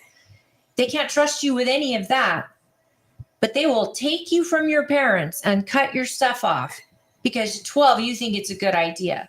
This is insane. And the fact COVID showed us that the doctors are going to follow the money or the directive, all in the name of what? Public health? Even without the science, even without the research. Science, I don't think, is no longer a testing tool they use. I think science is now being used as a cudgel. Elect Natalie Klein. Yeah. We need to we're working on getting Natalie on in the next couple of weeks. We had Monica on. I'd like to have them both on at the same time. I think that'd be cool just to see what their thoughts are. On that note, guys, Natalie Klein is under terrible scrutiny. Mm-hmm. and she did an interview on channel KUTV where they sat her down and she got to explain everything. I'll share it. I'll share that interview on this page for Political Podcast or Political Head Trauma page. But I want to talk to her and I want to have her on. But honestly, I don't want her to have to talk about this issue. What I want to do is I want to talk about the investigations she's been doing. Monica's been with her on some of them. But if you want to learn more or be a part of it, and Jared, I know this sucks, but they're doing the school board meeting on March 7th. School board meetings take place at 9 a.m. 9 a.m. by design, people, because you're at work. Are you going to it? If you'll go with me, and I think we film it. Can we film it? Well, legally we're supposed to be able to, but school boards have been notoriously let them be Third Reichish when it comes to stuff in there. But if we show up to that, would you guys tune in? It's going to be on a Thursday. We'll just put it on the Facebook Live. You want to go live, or should we just record it and then go live. edit it? We'll just go live. Yeah. Then if we get any problems, you guys will see it. But they've already bail me out. They've already censured her. Mm-hmm. The governor has come out, and actually, the governor has, in this conversation, mentioned that the governor actually thinks it would be better for the state if state school board was appointed by the governor. Perfect. As well as the attorney general to be appointed. Man, that makes my arm just want to do little. Anyways. Do you guys understand this? This is a problem, folks. So she made a mistake. She admits to making the mistake. She's apologized. She tried to reach out to the child's family. And I don't know if you guys know this story. She posted a picture of, two fathers sent her this photo and said, we need to know more about this. We're worried about our daughter's safety. You just had a situation, was it in Indiana, where the basketball player put 3 girls out of the game in injury? Oh, yeah, I saw that. You saw that? Was Dude, in Indiana? She is a warrior specimen. She is huge on the court. And she's a guy. And she has a parents, package. You know what? It's crazy. 3 girls were knocked out in injury during that basketball game to the point where the team forfeited at halftime because they didn't want any other players hurt. Now, this is in another state. So as this is going on, Natalie's getting basically burned at the stake, and she admits to fault because we already said, you never put a picture of kids up. And especially, but she's had these fathers reach out because they were concerned. And I think that her post could have been different. We already talked about this last week, but I want her to come on here and talk about the investigation she's doing. I want to know her side because she made a great point. She's getting all this wrath about her post that she took down when the governor put a post up about, remember at BYU game when someone was yelling the N-word? Oh, that was make-believe. No, the governor came out and condemned it and called for this person's head. I don't think anyone did it. But listen, he called for their head, but it turned out, first of all, the recording, there was no N-word being yelled. And second of all, it was an autistic young man who was at the game yelling, not that word. And nobody did anything to the governor. In fact, I don't know if he even pulled the post down or if it just got forgotten. And Natalie says this in her interview, like, why is there 2 different types? It's because I'm following a different agenda. I'm representing my constituents and trying to protect kids. And what I did was rude or came across as rude. It wasn't my intent, yada, yada. So I've said, when I reached out, we don't even have to talk about your post. I want to know what you're doing. What's the investigations you've been doing? What have you found? And I think if people showed up at the school board meeting, because so many do not, and I told this on so many different times, when you don't show up to local meetings or these government entities are making decisions on your behalf, they get a chance to do whatever they want. Yeah, and we got to Whatever quit they electing want. people to school board who don't have children. I wonder how long, this would be a good bet, how long before Victoria's Secret carries a jock strap section? Just for that. And I'm glad you added that because Indiana that feels so basketball relevant player. right now. Because, well, that Indiana basketball player, needs to, But we've already seen someone from MMA, a transgender Fallon man Fox. or woman in the ring with another woman, wrecking people, destroyed her face, broke her the occipital lobe, cracked her skull, orbital socket. the orbital, yeah. So all of that, we've seen that. And that's not enough for people to go, wait a minute, wait. Yep. The volleyball players who have joined girls' teams, who are that ball getting spiked in their face is breaking these girls' face. Just wrecking them. There's not a girl in any league that is able to put that much power on a ball. That's why if I had a daughter, I'd enter into archery, shooting sports, all the real applicable sports right now. You guys, I'm scared of what the future holds when a mediocre player on a boys' team can be a superstar if he's on a girls' team. Ranked 4,975th. Our lawmakers are more concerned about that small minority instead of being concerned about our girls' safety, their scholarship opportunities, their sportsmanship and their teamwork and their comfort in a locker room, and then they're shamed to oblivion if they say, this isn't okay. This isn't okay. So our girls are made to shut up and take it. And that is what we have fought against forever. And now it's like you... I could be canceled for having this point of view. What's the phrase? Suck the dick, bigot. That's the phrase. I don't know what phrase that is, but I don't want to ever hear it said on this show again. That's the phrase they use against the I think it's used against the lesbians. But anyways, I want to move off of that subject because let's move into local news. So we've already done this story. Did they find out who yes, it was? they have the suspects, but due to the ages, they're not releasing the names. They have the suspects.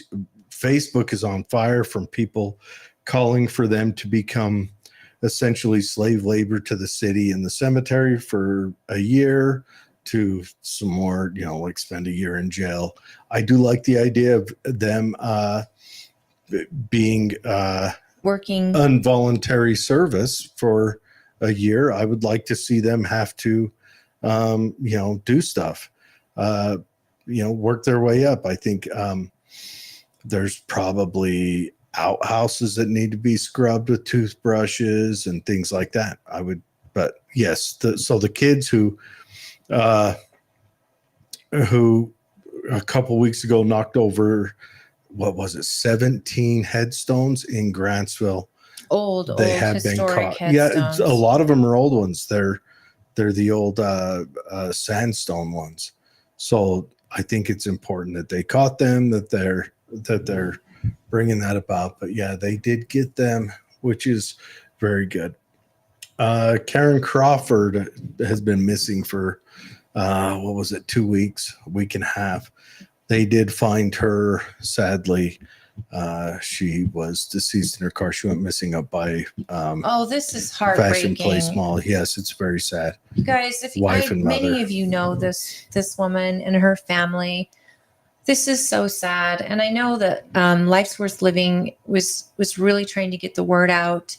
And again, this goes to mental illness. We need to find a way to maybe bring in some of these dollars that are going out again to other countries and start investing in mental health options, because this is a mom, a wife, and and every life is worth it. This is something that's what I meant when our young people don't even value life. Yeah. How do they become adults who value life, especially their own?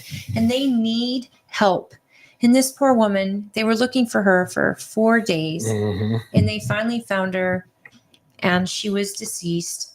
And my prayers, my heart is with prayers all are of with you. the family, with the This is just loved ones. Heartbreaking. It I'm is. so sorry. My alma mater, Tooele Valley High School. Tooele Valley is an alternative high school. It's where me as a youth was not a well-behaved youth. I know. Yeah, but did you knock down cemetery stones or anything? Stand by shocked. No, I don't think I ever did that. I don't want to self-incriminate. You know. Probably wise. But anyways, Tooele Valley High School, I didn't even know they had a wrestling team. But Tooele Junior, Lindsay Hansen, a young lady, she took state 4A championship, which good job, Lindsay. That's really cool. Great. And that's cool. The alternative school is starting to compete in sports because they've always just kind of been one of those grindy schools. When I went there back in 94, you could smoke on campus. It was wild. Because really? Yeah. It was on the Army depot at the time. But yeah, good job, Lindsay. Now, for the extremely sad news, here in Tooele 2 days ago, or not 2 days ago, I think it was Sunday, a 9-year-old shot their parent and shot them in the head, and the parent died. Do we know yet if it was an accident? It was not an accident. The child has been arrested.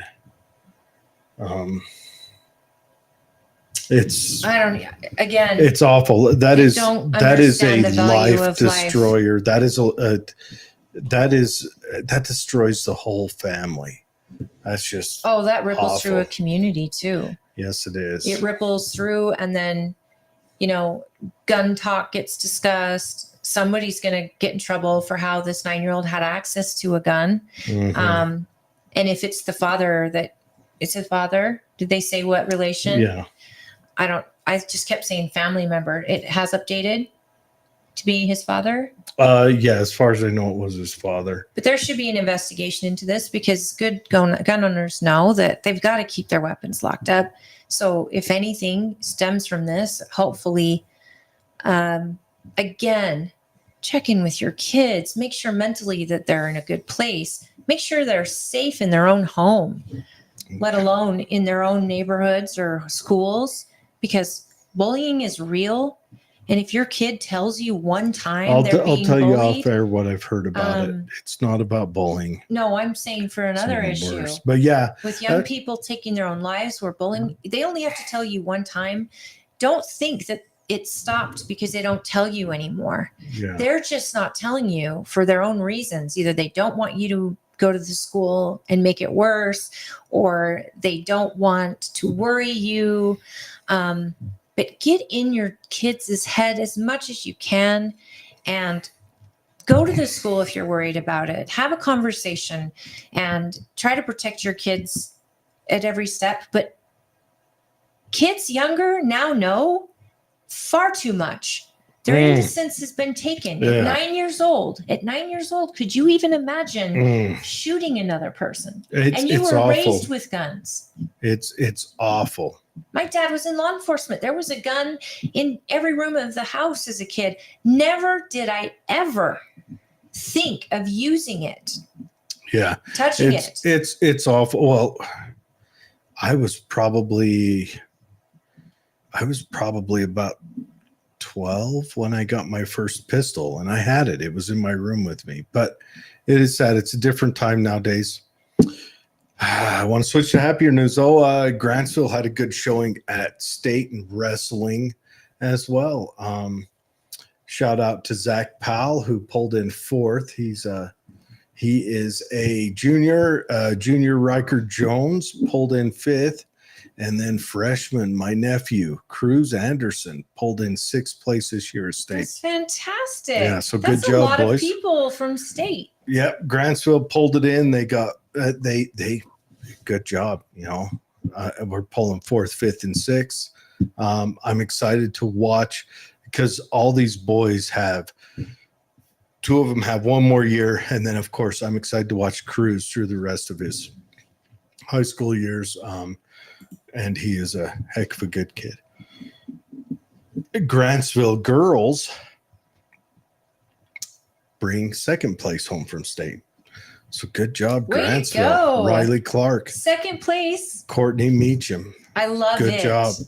I love watching girls wrestling because they are so, their arms, I mean, the power that it takes to do a takedown alone. But these girls are like so strong. And I mean, it's strategy. You have to be able to move when in certain places. And it's just, I think it's way cool. Yeah, that's a very good job from those.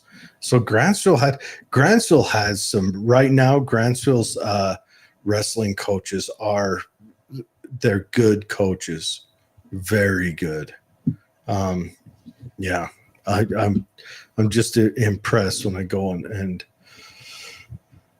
good job. Wrestling is probably the purest of sports out there. Not to be a braggart, but I would honestly say it is. It's just one-on-one where the people have to hit it hard.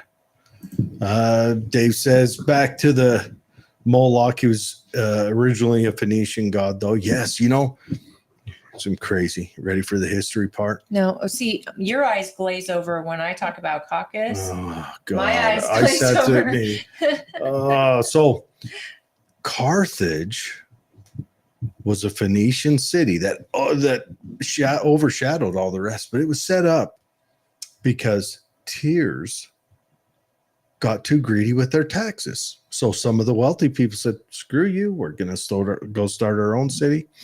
They cruised from Tyrs is in what now is Lebanon, and they went to what is now Libya and set up Carthage. Interesting story. Cool story, bro. Oh my gosh, it's the coolest story, bro. It's the coolest story. Are you done with it? Yeah. Oh. All because of taxes. And then came Rome.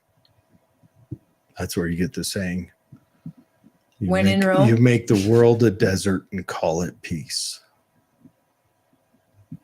That's a lot to chew on there. That came from a Carthaginian. Anyways, if I remember. I could be wrong on that. I don't know. So last night was Stansbury Park. Same night we were doing our caucus training. Or no, it wasn't last night. It was Wednesday night. Uh-huh. But I was still doing a caucus training with the state. So I wasn't able to be there in person. But Stansbury Agency had their meeting. And my saint of a friend, Heather Lester, she called into the show before. She attended because she's a saint. And she got up and spoke like she did when we were there and never got an answer. Even they was never covered. They have had their one member step down and apply to be the GM, and they chose him to be the GM, but there's now an empty seat, but there's no official announcement. So how are they going to fill it? Water rights were being discussed for Ivory Homes buying water rights from Stansbury. And you would have thought, from what I hear, that this committee, this agency was basically just so excited about how much money they could sell these rights for and then wanted to sell more. And it was like no coherent understanding of the resources, for one. And yes, if there's going to be a development, these people are going to need water. Yes, go and negotiate. But as Heather asked, and it was mentioned, will this offset some of this tax that you've 104% in each agency that you've put on the people? Oh no, we're going to continue to tax at this rate for the next 3 to 4 years. So they're looking at this new money as, yay, more money for our projects nobody wants. And we're not going to alleviate the tax burden on the people. So again, when you don't show up, and I am guilty, I was in a different meeting. Heather goes religiously and she keeps all of us updated. But when we don't show up, these people run buckshot. Is that what it's called? They run buckshot even when you do show up nowadays. So right. But if you're squeaky and you show up with a camera and then like when my goodness, do they shut up? They get really quiet. They don't say anything. They get very sweet and less dismissive. I remember they were kind of like, can you do that? Oh, yeah. Can he do that? Can they do that? One of them was giving us the stink eye. She asked. Night. She asked if we could do that. Is this allowed? Yeah. It's public meeting. It's absolutely allowed. Yeah, it's allowed. But anyways, I want you to cover this because you talked about it in your meeting last night. And it's been a hot topic amongst the Republicans, but this has been changed. So I want you to tell us about the bill to shut off ranked choice voting that passed. I don't understand this bill. You don't? What I can tell you and what I talked about last night was in Tooele County, when I first became chair, our bylaws were such that you were required to use ranked choice voting in your caucus when counting ballots. And that works. That makes it a faster evening usually with ranked choice because you put your first choice, your second, your third. But how to count ballots like that is a little confusing. A lot of confusing. Yeah. I remember they walked me through it and it looked like, right. And I had to go have like cranium surgery done afterwards. I could do it, but I would have beside me the YouTube video. She would have an and thumbum and a hat to put her face in. Eric Dumbrix and Tracy Shaw did a YouTube video to show people how to do it. They're really good at it. And the party actually believed in it, and it would just make for a quicker caucus so that you're not doing multiple rounds of voting. And so you rank them, and the top person that gets the most votes in the first round wins that spot. And then for the second person, they go, anyway, it was in our bylaws. And so because I was having so many people running a meeting confused about how to count this, we just changed the bylaws at the party level and county level that just gave the power to the precinct chair. Well, actually, it sounds like the House voted to remove it as an option for all city elections. But this is a private party, and this involves our private. For just caucus. a Republican. So yeah, just for the caucus. But yeah, I mean, it's been removed here, and it's moved by Katie Hall. We've got to get her on.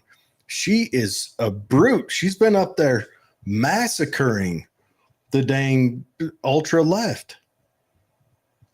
She's the one that killed DEI. She's the one doing all that. We need to get her on. Well, I need to talk to her. Do you have you had her on before? No, I haven't talked to her. I promise I won't talk about her testicles while she's here. Not that she has testicles, but just the theory of her or lady jock straps. We won't need to talk about that. Oh, so you're going to act really well behaved. I'll be professional. When this all comes on, but when I'm on here, it's like, meh. I will wear a tie. Dingleberries. You will not wear a relation. Tie. I'll wear a tie and a t-shirt. Maybe I'll wear it around my head like a. Okay, so we need to get Katie Hall on. Hey, we do. Dwayne, do you got any friends of Katie's? Inside South Ogden. Yeah, got anybody, friend, that you could get us back on this, so Dwayne can see us. Ranked choice voting should be illegal. You know what? I used to be a really big supporter of ranked choice voting because it made me feel like, especially in 2016, when I knew so many people who just couldn't stomach pulling that lever for Trump, but hated Hillary and wanted to vote like a third party. So they put the third party in first. Trump would be their second choice, and then nothing else for Hillary. So what Hillary, I did learn throughout, they scribbled in crayon on the back of the sheet. What I did learn just in my time in politics is that it can be gut, basically, that people know when they're running in a ranked choice voting type style. There's a certain way to, I don't know, shoot for second place, be the second place favorite because the first place would be knocked out and you would be the automatic winner in the second round. I honestly don't understand how it can be manipulated, but I think in theory it's great because it gives you more a way to share your choice. But I think on a national or a statewide scale, I think it's very difficult, and I'm glad. And I think that we should be counting actual ballots. I like that. But again, I am mostly referring to like in our caucus, and it is our own party, so we can dictate how ballots are counted and stuff. But I like a paper ballot in the caucus meeting because actually the attendees of that meeting get to see the person pull that paper out, the name that's on it, and then jot it down on a board in front of the whole group. It's all in front. Now, on that same note, though, I have to say, our county clerk's office has made a post regarding her annual or biannual, I don't even know how often she does it. But she just posted an invite for people to come to the county, and let me find watch you it. run the machines. It's called Election Equipment Demonstration, and it was on February 15th, so it's over. However, I know, just guys, can we just get through caucus first, because the Democrats have a big vote on March 5th, and the county clerk is running that vote, and so I don't want to interfere with that. Yeah, the Democrat in Tooele has a big vote.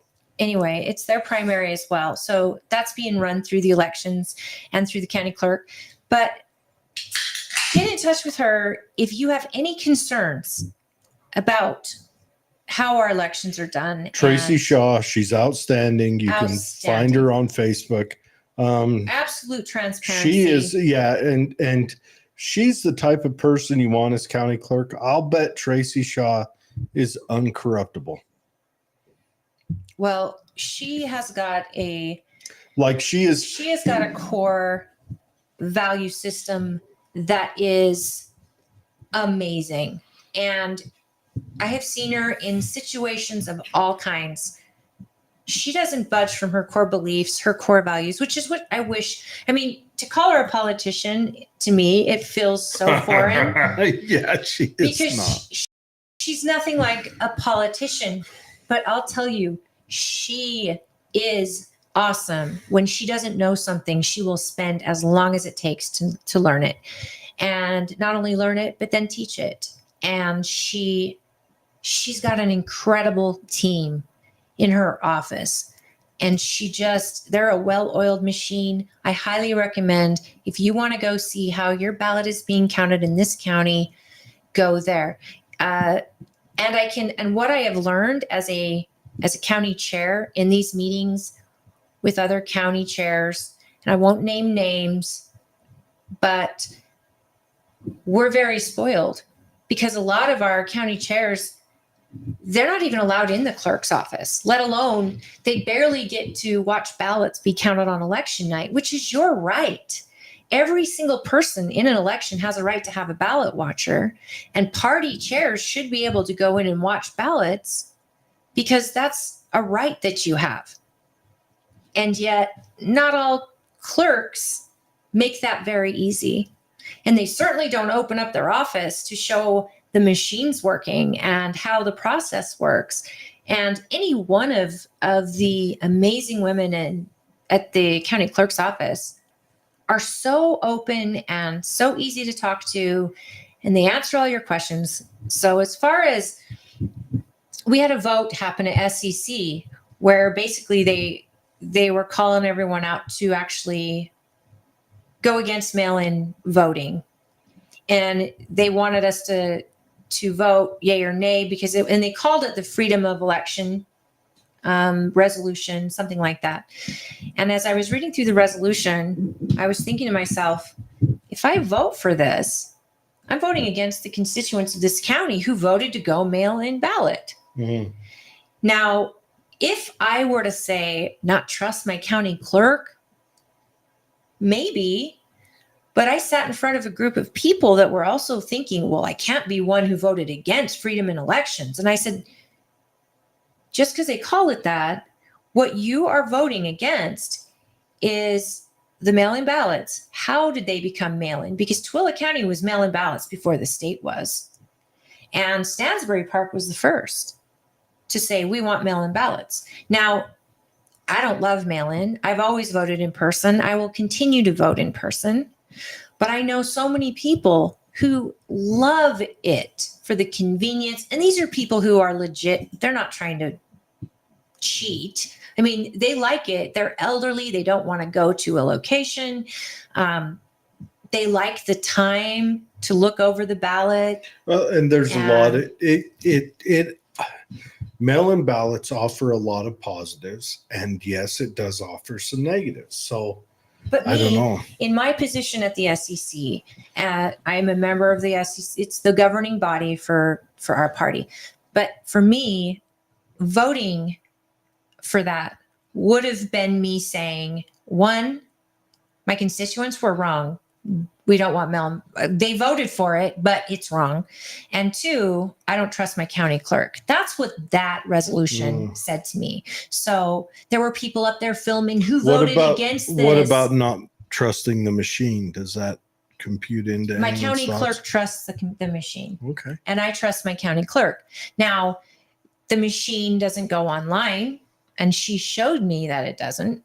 Okay. So the arguments that people have had in the past, plus she's got a whole team on election night checking, double checking, triple checking. I mean, you've already heard my opinion on this. My opinion is that Republicans need to learn how to vote harvest for what's legal to do in their state. And it's not legal in our state. Well, harvesting is legal to a point. You can go door to door and say, have you voted yet? You can do that, but you can't take their ballots. Yeah, like but other that's states. still vote harvesting. You still go out and say, have you voted? You drive out that stuff. And I think the Republicans need to get more people on the ground. And well, you call it a get out the vote campaign. The hardest complication Republicans have is the urban versus rural separation. And the Republicans are always on defense. They're never on offense. Well, I'm just talking for voting, for getting but voting I'm saying, out. like what you said, get out the vote. Yeah. Republicans should be doing that in all areas. They should. They need to get a Republican rap star. Like, what was that? P. Diddy did. But anyways, more in the news. So, talking about another tax cut here in Utah from what was it? 4.65% to 4.55%. The Republicans. Okay. The House. March 7th in the morning at 9 a.m. Can you be there? I don't know. Okay, well let's not plan me on while I'm on the show. I've got to be able to look at. But I want our viewers to consider going March 7th. Because if you supported Where's it at? Natalie Klein, it's going to be at the Board of Education, which again, I had the same question. Where's that?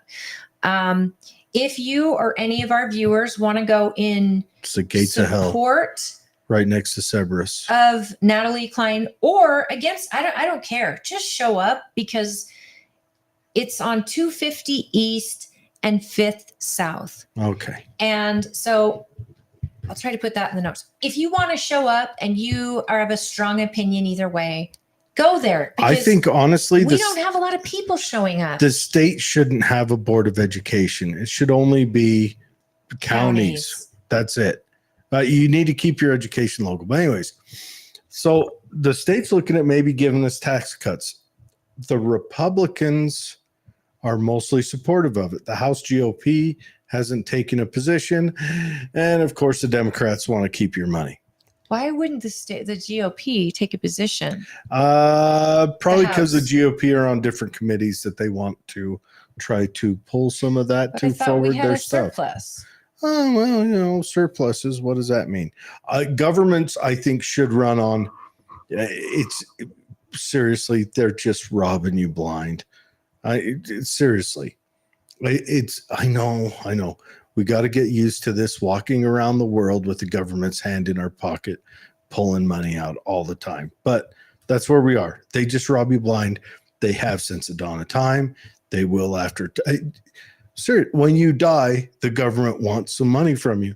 That's all that needs to be said. The government wants your money. This fiction Needs that as a society we've built up of a government, that these group of enlightened people that really know what's going on and know they're not secretly corrupt and seedy people. They want your money. They want to set up the office of whatever and this and that over there. And so they're arguing about it right now. Guys, I think we need to stress that they need it. Without you, you are the product. And yet we are funding our own destruction. We're funding our own annihilation. Yeah. That's where we are. And we have no say on how they spend it other than the people we send. And again, local. Think local all the time. Yes, we have here who just heard from us, who just was accountable to us and let us know what's going on. We got to share how we felt. She felt the same way in the Ukraine spending and all of that, and the border, sealing the border first. So now we get to have this conversation, but we've got to call Bridger Bollender and Tim Jimenez, and we need to make sure we're holding them to the same accountability, to say, look, you guys, this tax release bill is coming out.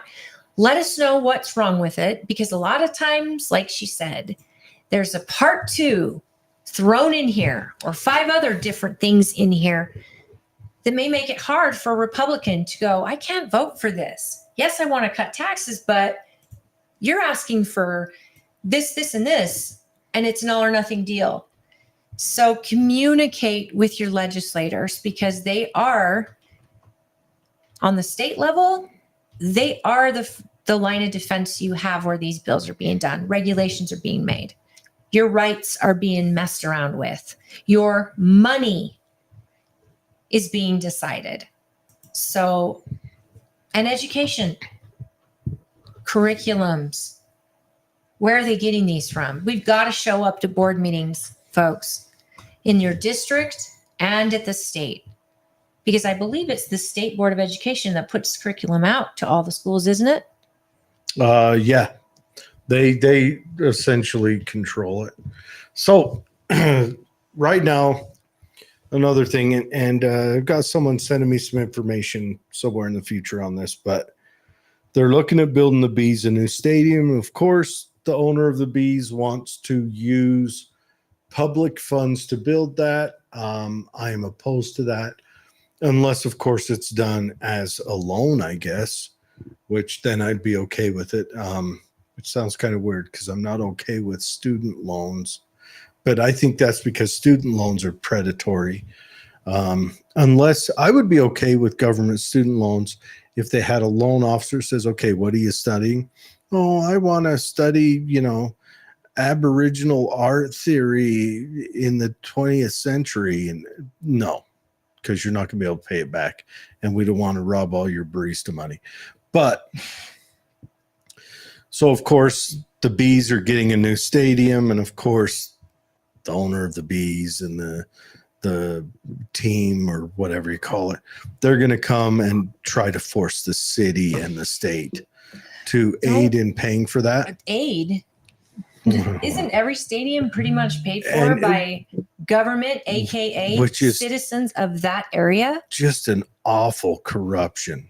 It's terrible. These are billionaires. Billionaires it's that own these awful teams. Corruption. And so you're paying to get them richer.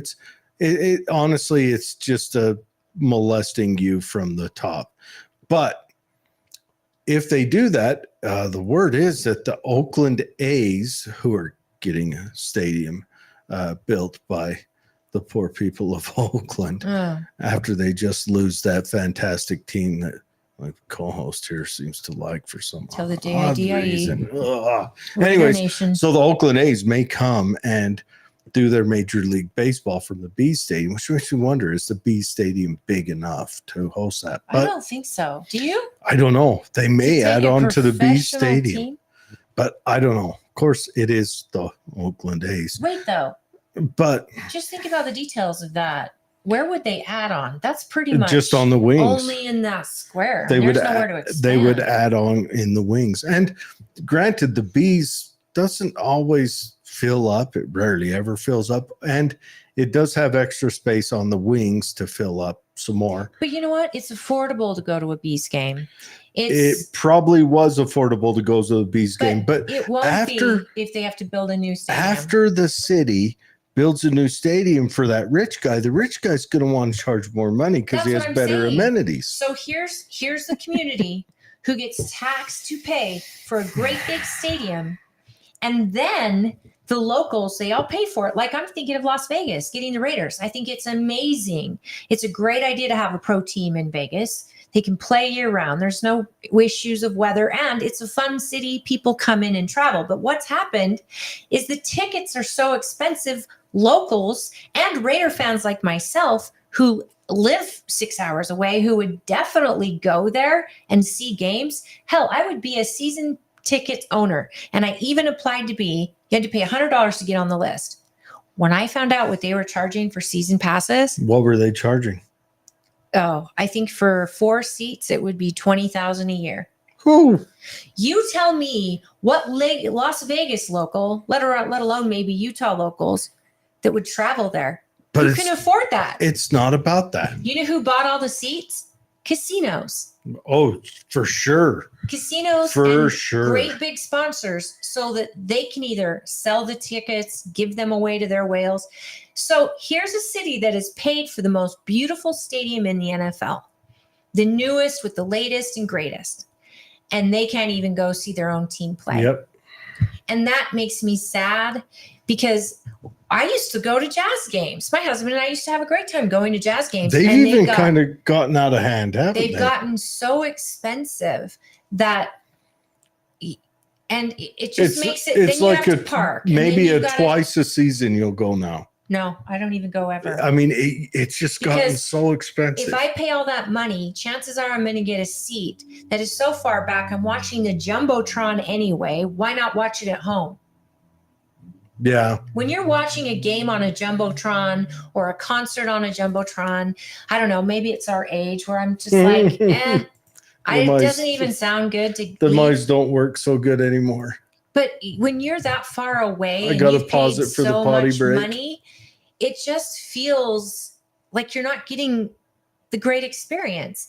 And I think local teams, at the very least, give a local discount for people who are from here, and then charge more for the visitors or whatever. But when their tax dollars have bought this very stadium they're sitting in, and then they've got to pay for tickets on top of that at ridiculous prices, this just is such a scam. People don't. And I'm not talking about Salt Lake per se. I'm saying that these billionaires who are not only making billions off the team they own, all the merch they sell, what they charge for tickets, what they get for drinks. I mean, anyone who's been to pro anything knows you go there and you're going to spend a ton. If these billionaires had to buy their own stadium, then I wouldn't blame them. Sell tickets for whatever they want. Yeah. But when the city's buying it for them, yeah, just because, you'll have our team in your city. Well, okay, I'll become a fan of the Raiders now that I live in Las Vegas. Yeah, they'll be our team. But I can't afford to go to my own games for a stadium I just bought. Like, how does this make any sense? You know, on a side note, Dr. Guillotine didn't actually invent the tool. What time it was is it? invented by a guy named Miller. 5:40. Guillotine. You brought up a guillotine. It took you was 3 hours actually and 40 minutes. Dr. record. Guillotine actually just kind of popularized it. He didn't invent it. That's just an interesting thought. Side note, it's just, weird things. Deep Thoughts by Jared. Here's your ASMR for the day. ASMR. ASMR. Yeah, that stuff's weird. We can go on That's that. really weird. So Utah's looking at a bill about the satanic panic right now. A bill about criminalizing ritual child abuse, ritual that's child rich. sexual abuse. But you can still give your kid puberty blockers. And That's what I was about to say. As a part of their religion, they can have little mini guillotines for the little twig and giggleberries. I don't even think you have to put in the word devil's worship. Isn't there already a crime against child abuse? That's the thing. Not to mention the satanic panic was all Why? BS. Why do we have to have this? Look, we're hitting weird times. It's fun times. Who's writing this bill? Everyone. Very few people. Ken Ivory. Ken, why do we have to have this as part of an event or act designed to commemorate, celebrate, a particular occasion or significance Child in abuse religious, is child abuse. culture, period. social, institutional context? I'm sorry, that's called child abuse, and Period. it's already against the law. That's right. And then we can go. Regardless if there's religion attached And then to we it. can go on to the machine that Dr. Guillotine Or Satan. popularized. Whether it's satanic, whether it's Christian, there is child abuse in every religion. There's child abuse in every single white, black, gay, straight. There's child abuse, and that's why it's called child abuse, and that's why it's illegal. Child abuse is child abuse is Yeah. child abuse. Sexual abuse is child abuse. Yep. Physical abuse, mental abuse. Why are you focusing on a religious context? Why do we need a law for? That's like a hate crime, though. A hate crime law.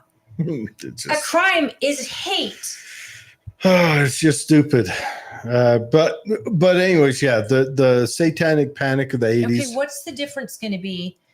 Is the penalty worse? What I think they're focusing on is so that they can target if the abuse is done in a semi-religious context or as a part of a play or something, they can go after it. It doesn't make Don't sense ring to me. into it so hard, because again, this is coming from Microsoft News, and Microsoft News is garbage. People who want to cut off your children's stuff. They want to abuse your child on this side, and they're angry but I do think that instead of making a new category of abuse, we need to harden punishments and reinforce investigations into blanket child abuse, just across the board. And I think we just need to define it and reinforce it. But I could be wrong. I maybe I'm missing something here. Mm-hmm. But I mean, I guess what I want to know is, and what they're describing here, all of this should be absolutely prosecuted as child abuse. I don't know why there needs to be a religious element. Abuse is abuse. Kimberly, and no child should suffer and nobody should get away with it, regardless if it's religion. I mean, devil worship, this just feels like it's a catch to get people excited or something. They're using satanic cults or religious cults. That all should be illegal. Now, maybe people are trying to use it as a defense, saying it's part of our religion to abuse our child. So maybe that's what it's about. So this lady's saying, she's an activist, Kimberly Ray Cohen, heads a nonprofit that leads local summits on ritual abuse, told legislators through tears that everything named in this bill had happened to her. Cohen has appeared on dozens of podcasts over the years. We'll have to reach out and see if we can get her on this one to tell her story, that she was tortured and forced to participate in human sacrifice as a part of a satanic cult ritual led by family members, neighbors, and church leaders. So that's it. Maybe she's using a defense as freedom of religion. But no, your she's constitutional pushing the Bill of bill. Rights- She's pushing the Right. bill. But I'm saying maybe that's why this bill is necessary, because people have been able to use it as freedom of religion. But your constitutional rights supersede anything. So you have a right not to be abused as a child. You have a right to life. You have a right to liberty. So I want to find what group she's with. okay, so See, it says this is all child satanic abuse. ritual abuse is real and growing in Utah. Okay, the satanic panic was BS, 100%. It was BS. And it was ginned up by psychologists. It was honestly the same thing that this transgenderism is now. It was a wave that took over it, and it took over cops. That was the big people that took over, What do cops you and mean? How psychiatrists. take over? It became a thing that cops looked for. So cops were questioning 4-year-olds and 5-year-olds. Hey, did they ever do this? What's a 4-year-old going to say? So eventually these stories get out that, oh, well, they took me in this underground tunnel and took me to under the border into Mexico where we killed a baby. It's serious, a true story. Right. But again, that's murder. And that's child abuse. And that never happened at all. And 4 people spent time in prison over something that never happened at all. Is there really not enough to do up there on the hill? Hey, What am I missing? when you're stealing other people's money, run away with it. Tell man. me what I'm missing. Dude, If I would somebody be up knows, there. I would be writing. Tell me why this is not plain and simple child abuse, regardless of who's doing it I or would for be what writing reason. bills like ice cream needs to be made with this much of that, and never should you. Yeah, seriously, you're just playing with other people's money. But no, the satanic panic was complete BS. It was kicked off in Southern California. Complete BS there. Started by the mother of the child that kicked it off was a committed schizophrenic, and the police leaned into it. The son spent time in prison for it. The parents lost their business. Then in Texas, there was this husband and wife that ran a daycare, spent 27 years in prison, each of them. Good. They did nothing. Oh. They were found innocent Oh, after the fact? after 27 years. What was DNA or something? There was nothing. The kid said, if I remember, Oh, wait. I mean, a little kid told a little lie? a little kid, the police questioned a little kid in such a manner. What really got him was, one, they went through the police investigation videos. 27 years later went, oh shit. These guys led this kid.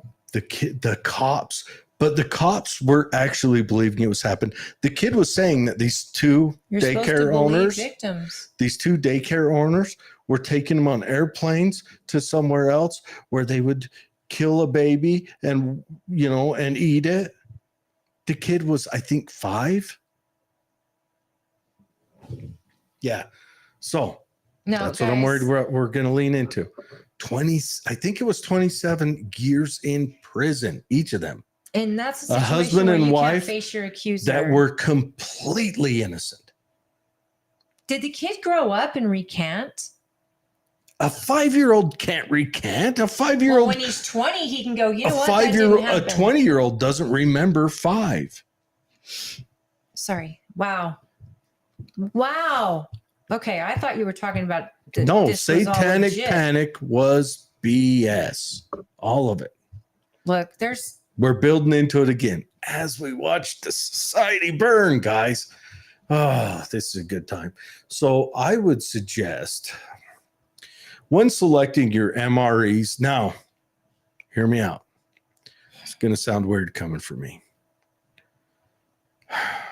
The vegetarian MREs are the best. The cheese tortellini really is a delightful food storage option. Do we go into Jay's case for real, for though? Because some- we got to give their information and their promo code while you're on interrupts this me while rant. I'm Because talking. you're just going off the rails. And no one's going to have access to MREs except for the military. No, that's and why they're you probably really you low buy them supplied now. right now. You buy them now. You can buy MREs. Yeah, you can buy them on Amazon. Well, I'm talking about like You can military order style. them on What does MRE stand for? meal ready to eat. Okay, so that's like It comes in a box about that's like yonder Patriot big. Supply, which we don't Yeah. have them as a sponsor yet, but Patriot Supply. But go to the Jace I have Case, Jace Patriot Case Supply. Medical. It's Jace, Jase, medical, all one word.com. And use the promo code JAM-1615 to get that discount. And that promo code will show that you are a supporter of ours. They provide, you can actually go on their website and pick the things you want in there. They have their standard case, which is antibiotics, things for really serious infections, UTIs, things that look, if you're in another country or on vacation and you don't have your insurance working in that other country, but you know it's a UTI or whatever, having that with you would be really great. And then the Jace Case comes in one spot. You put it in your emergency stuff. You contact them. They've got pharmacists. They can go over your medications with you and send you extra supplies of some of them. So like you said, like a rejector, if you've had a transplant of some sort, you should have extra insulin, which would need to be stored correctly. But go to Jace Medical. Just see what they have. And a lot of companies are doing this now. And this is this is right out of Salt Lake City. And so it's local. And then it's really cool if you I was able to talk to someone, they've got ivermectin you can supply in case really ivermectin Now we're canceled. really great for Now a we lot are of different canceled. viruses. Dude, this is good. How to build an inexpensive 72-hour kit. I mean, knowledge right now. For the upcoming collapse, if you get the chance, everyone, here's one thing everyone should do. You should buy books on how to survive. Buy books on how to garden, books on how to can. Buy encyclopedias too to preserve the history. They've got to be encyclopedias prior to probably 2015. Otherwise, you'll come out of it confused about what a man is and a woman. Right. But what that would do is if there was some detriment to our grid, for example, they're trying to put everything digital now. Books are something that if you can save those from whatever happens, at least you're saving some history for those that come after us. And anyway, sorry, what's he saying? He's asked me to scroll down on it. But no, seriously, buy books. If there's, I mean, just for like basic survival stuff, I would suggest, there is the SAS Survival Handbook, which has a lot of good information in it. If you want to go local, there was some local Utah guys that wrote a book called Best of Wood Smoke. And that's kind of a mountain man survival ideas, if you're into that. Preserving food, how to cook, how to make stuff, things like that. I mean, buy a book on blacksmithing. How important, if the world collapsed and you were a blacksmith, you would be the most popular person in town. There's a theory why there's so many smiths in the world, because they didn't get sent off to war and run through with the spear, because they were important. It would also be nice to buy a book on home remedies for illnesses, and especially, a book just on the anatomy, because, if you ever had to remove a bullet in your own home, a medical book could probably help you far better than just you saw it on a show somewhere at one time. And again, if you've got antibiotics, and you've got alcohol, especially alcohols like vodka, just strong antibiotics. Those are strong. What are they called?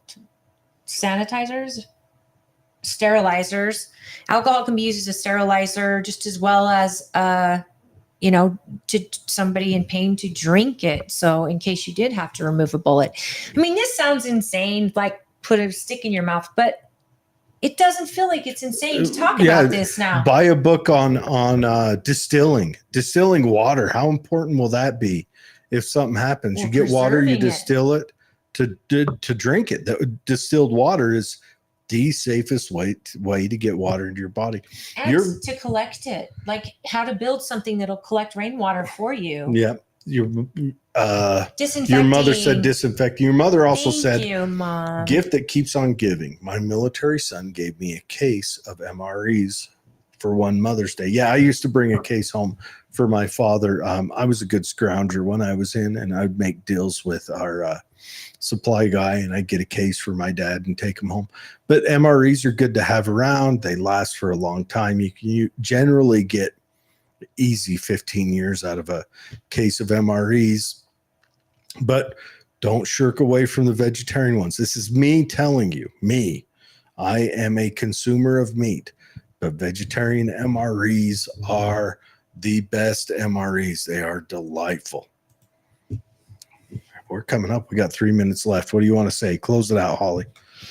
I want to say that we are so grateful to the Main Street Media Utah group for their support. Main Street Media. And I want to say thank you to our producer. Give them Dwayne. the web address. Please check it out. The web address. Main Street Media Utah.org, KMMU.org, Main Street Media, or KMMU.TV. But KMMU or Main Street Media Utah. Hey, Dwayne, would you type that? Oh, can you not type in the comments? People, please go to kmmu.org and subscribe. You're not only going to get to see our show, but you'll get to see all the other shows that are starting to come aboard, and our whole hope. And Main Street is with us on this, and that's why Jared and I wanted to be a part of it. Our whole hope is to find truth, maybe entertain a little bit and have some laughs, but we want truth. We're tired of this wishy-washy, and I know that I am Republican, and I proudly am one, but I can also admit where our party is failing, especially in DC. And so that's why we're really trying to get as many candidates on here as possible, share the ideas we need them to share, and we're really trying to encourage you guys to stay involved, stay engaged, and if it's just through us, then Jared and I will commit to trying to get to the bottom of things if we possibly are able to get to the right people.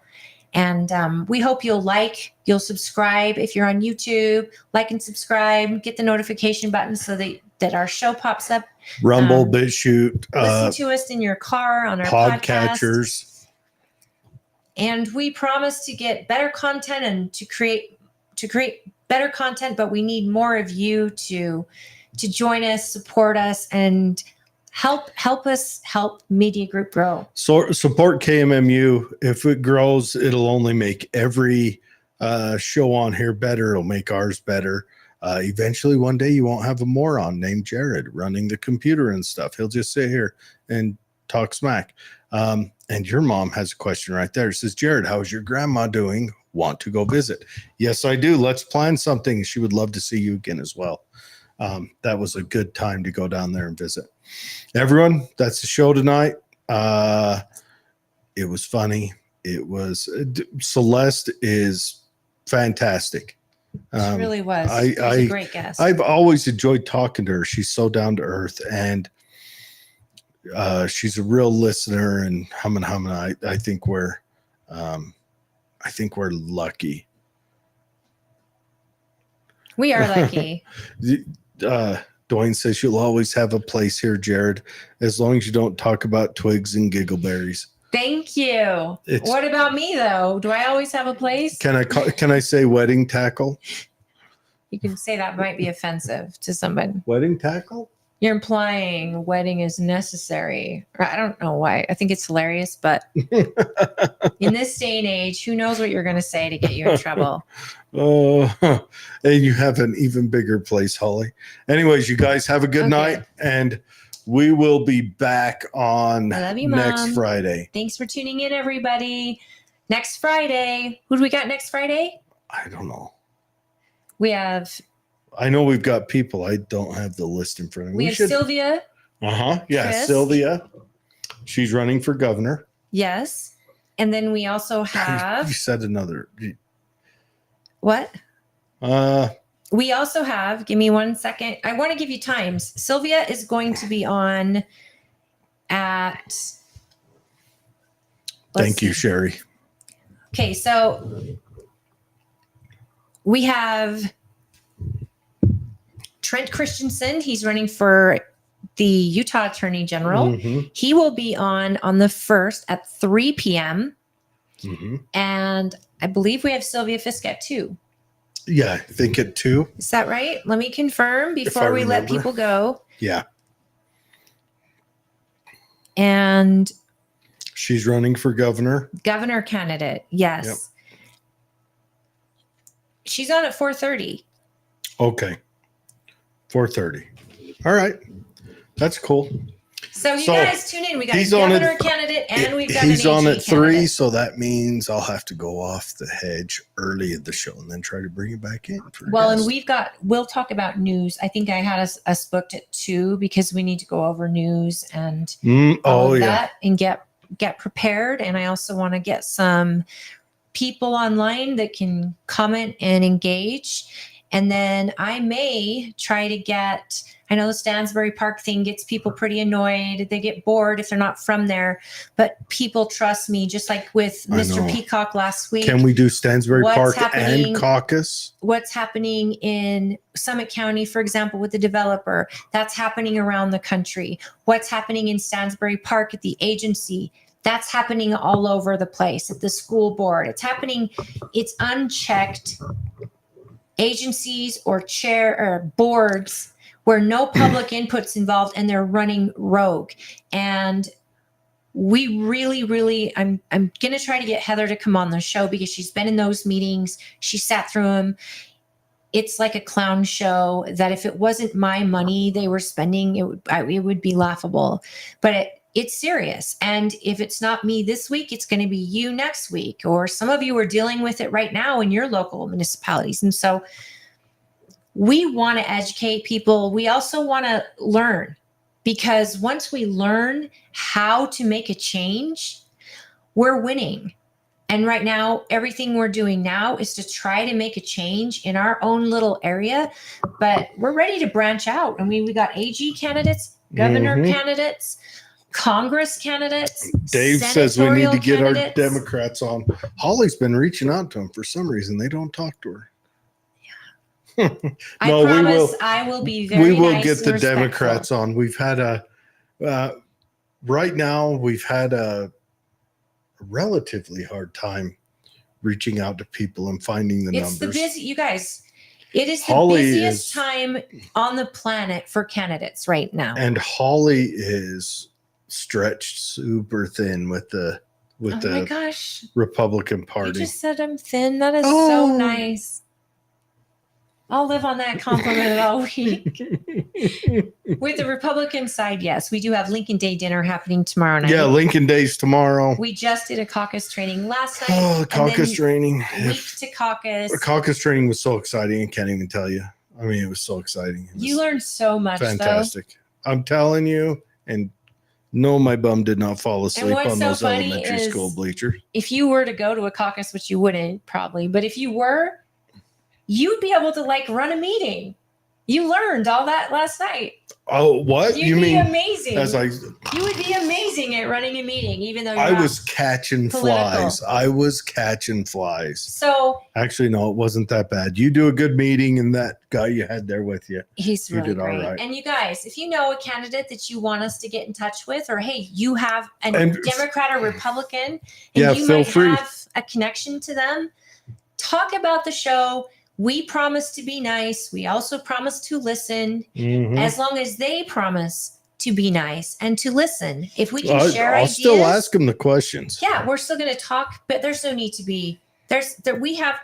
I've already lost the argument if I am hitting you below the belt, and I feel that in every sense of the word. You can argue, you can have discussions. You don't have to be you've lost if you have to be mean or repugnant. It's one of my favorite words. Repugnant. So with that in mind, you guys have a very safe weekend. Yes. And if you're coming to Lincoln Day dinner, it is a semi-formal event. So for a night out, get dressed up a little bit and come meet candidates and have an amazing dinner. Our caterer. What shoes are you wearing? Well, I'm actually wearing gold shoes. Oh, we're going gold this year. Last year it And was I'm wearing American royal flag. royal blue in honor of my daddy in law Mhm. enforcement, to match my nails. So I always go all out at this event just Mhm. because there's not many in our small town that you get to dress I've- up and go out in. So I'm I've got super one of my excited. finest T-shirts picked out for tomorrow. Well, you're bringing your lady out tomorrow. Yeah, I'm night. bringing the lady So you with me. better dress up. I told you I'm wearing my finest T-shirt You are not wearing and a some t-shirt. pair of flip-flops. Your sweet girl is gonna be out on the town, and we're gonna get photos. And And hey, she'll be wearing if anyone I out don't- there is a photographer and would like to be a sponsor for tomorrow night, I would be willing to pay for your delicious prime rib dinner yeah. for She does have a lot contribution. of pictures taken. She'll have a A balloon photo booth. thing set up. Not a photo booth. It's a balloon. It's a It's big a backdrop. It's yeah. a big backdrop, and you But walk I'm in up. need of and somebody touch who and- knows how to run a camera, and I would give you full attention on all the photos that Mhm. to help boost your business.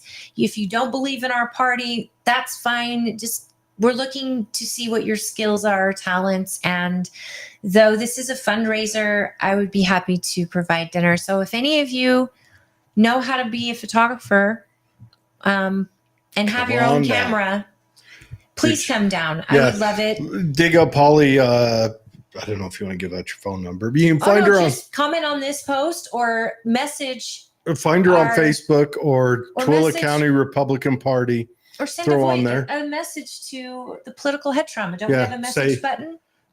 Sure. I don't know. But just say, hey, I'm a Or the Twilla photographer. County I'm willing to Republican come there and take snap pictures for food. And this is it's a $60 dinner, easy. It's a good dinner. I mean, it's not, it's not like shirking dinner. It's for real dinner. It's going to So be great. you're going to win out. And is the mayor singing this year? No, she's out of town this year. I don't have. If you know somebody that can sing the If national you anthem, guys ever get the opportunity to hear Mayor Wynn sing the national anthem, it is a pleasure. oh, it's so beautiful. That lady is packing pipes. She is packing pipes. It's good. She's Actually, exceptional. you can go to our YouTube page. She is on there singing, Did and you she catch it is. from the event last time? Yes, I did, and she is. Oh, I was like, what? She's actually out of town for her anniversary, Ooh. and I'm so excited for her and her husband. They're I going to dig be. Mayor Wynn. She's a good lady. Seriously, Twilla County, luckiest county on earth. Say the last word. We're 9 minutes over. Wait, last word. Oh. If you know someone who can sing, have We them get need in a touch with singer, me. too. And if you know someone who could be a photographer, because the transcript is also booked, there's another event happening the same night. So we won't have the transcript there. They usually show up and do photos. Mm. I'm sure I could submit photos so they can report on the event, but I would love to have someone with that talent. And depending, maybe if you can't do it as a sponsorship, but you could give us a really good deal, get in touch with me. I'm sure the team and I could figure something out. I just know I've got a camera, but I can't walk around taking photos because I've got him and you guys. We're going to go live, right? Yeah, we're gonna do some lives. We're going to go live tomorrow night during the event. We'll be walking around chatting with the different candidates, different people that are there. So you may not be able to call in because we won't be in this studio. We're going to be doing a remote, but we want to introduce every candidate to you, and every candidate's there. We'll let them. We'll give them all each a little bit of time to talk. We'll probably go live and post live the talks that go on through it. Holly generally puts on a good presentation, the bullet points of the Republican Party, or what do you call it? Our founder, Lincoln, and our mission statement. Yeah, the mission statement and that. It's all good stuff. I'm sure we'll have that live. And I'll tell you what, Democrats, if you guys have a Jackson Day dinner, give me a call. I would gladly come to that. Andrew Jackson is. Do they? Do you guys? I don't know. That is what their dinner is. I don't know if Democrats out here do it, but Democrats, their dinner is the Jackson Day dinner. We would love to. Andrew Jackson. I would love to go and see that. And Andrew Jackson is one of my favorite presidents because he is the most complicated. He's like the best and the worst in one man. Oh. He's the duality of human beings. Okay. But anyways, Coolidge is my favorite. Yeah, I like Coolidge. I like Harding. But Andrew Jackson is the most interesting. He ended the first Bank of America's and kind of set it up for the Trail of Tears. Anyways, last words. Reach out to us. Please like and subscribe, guys. Like and subscribe. We love you. Thank you for your support. Bye, Mom.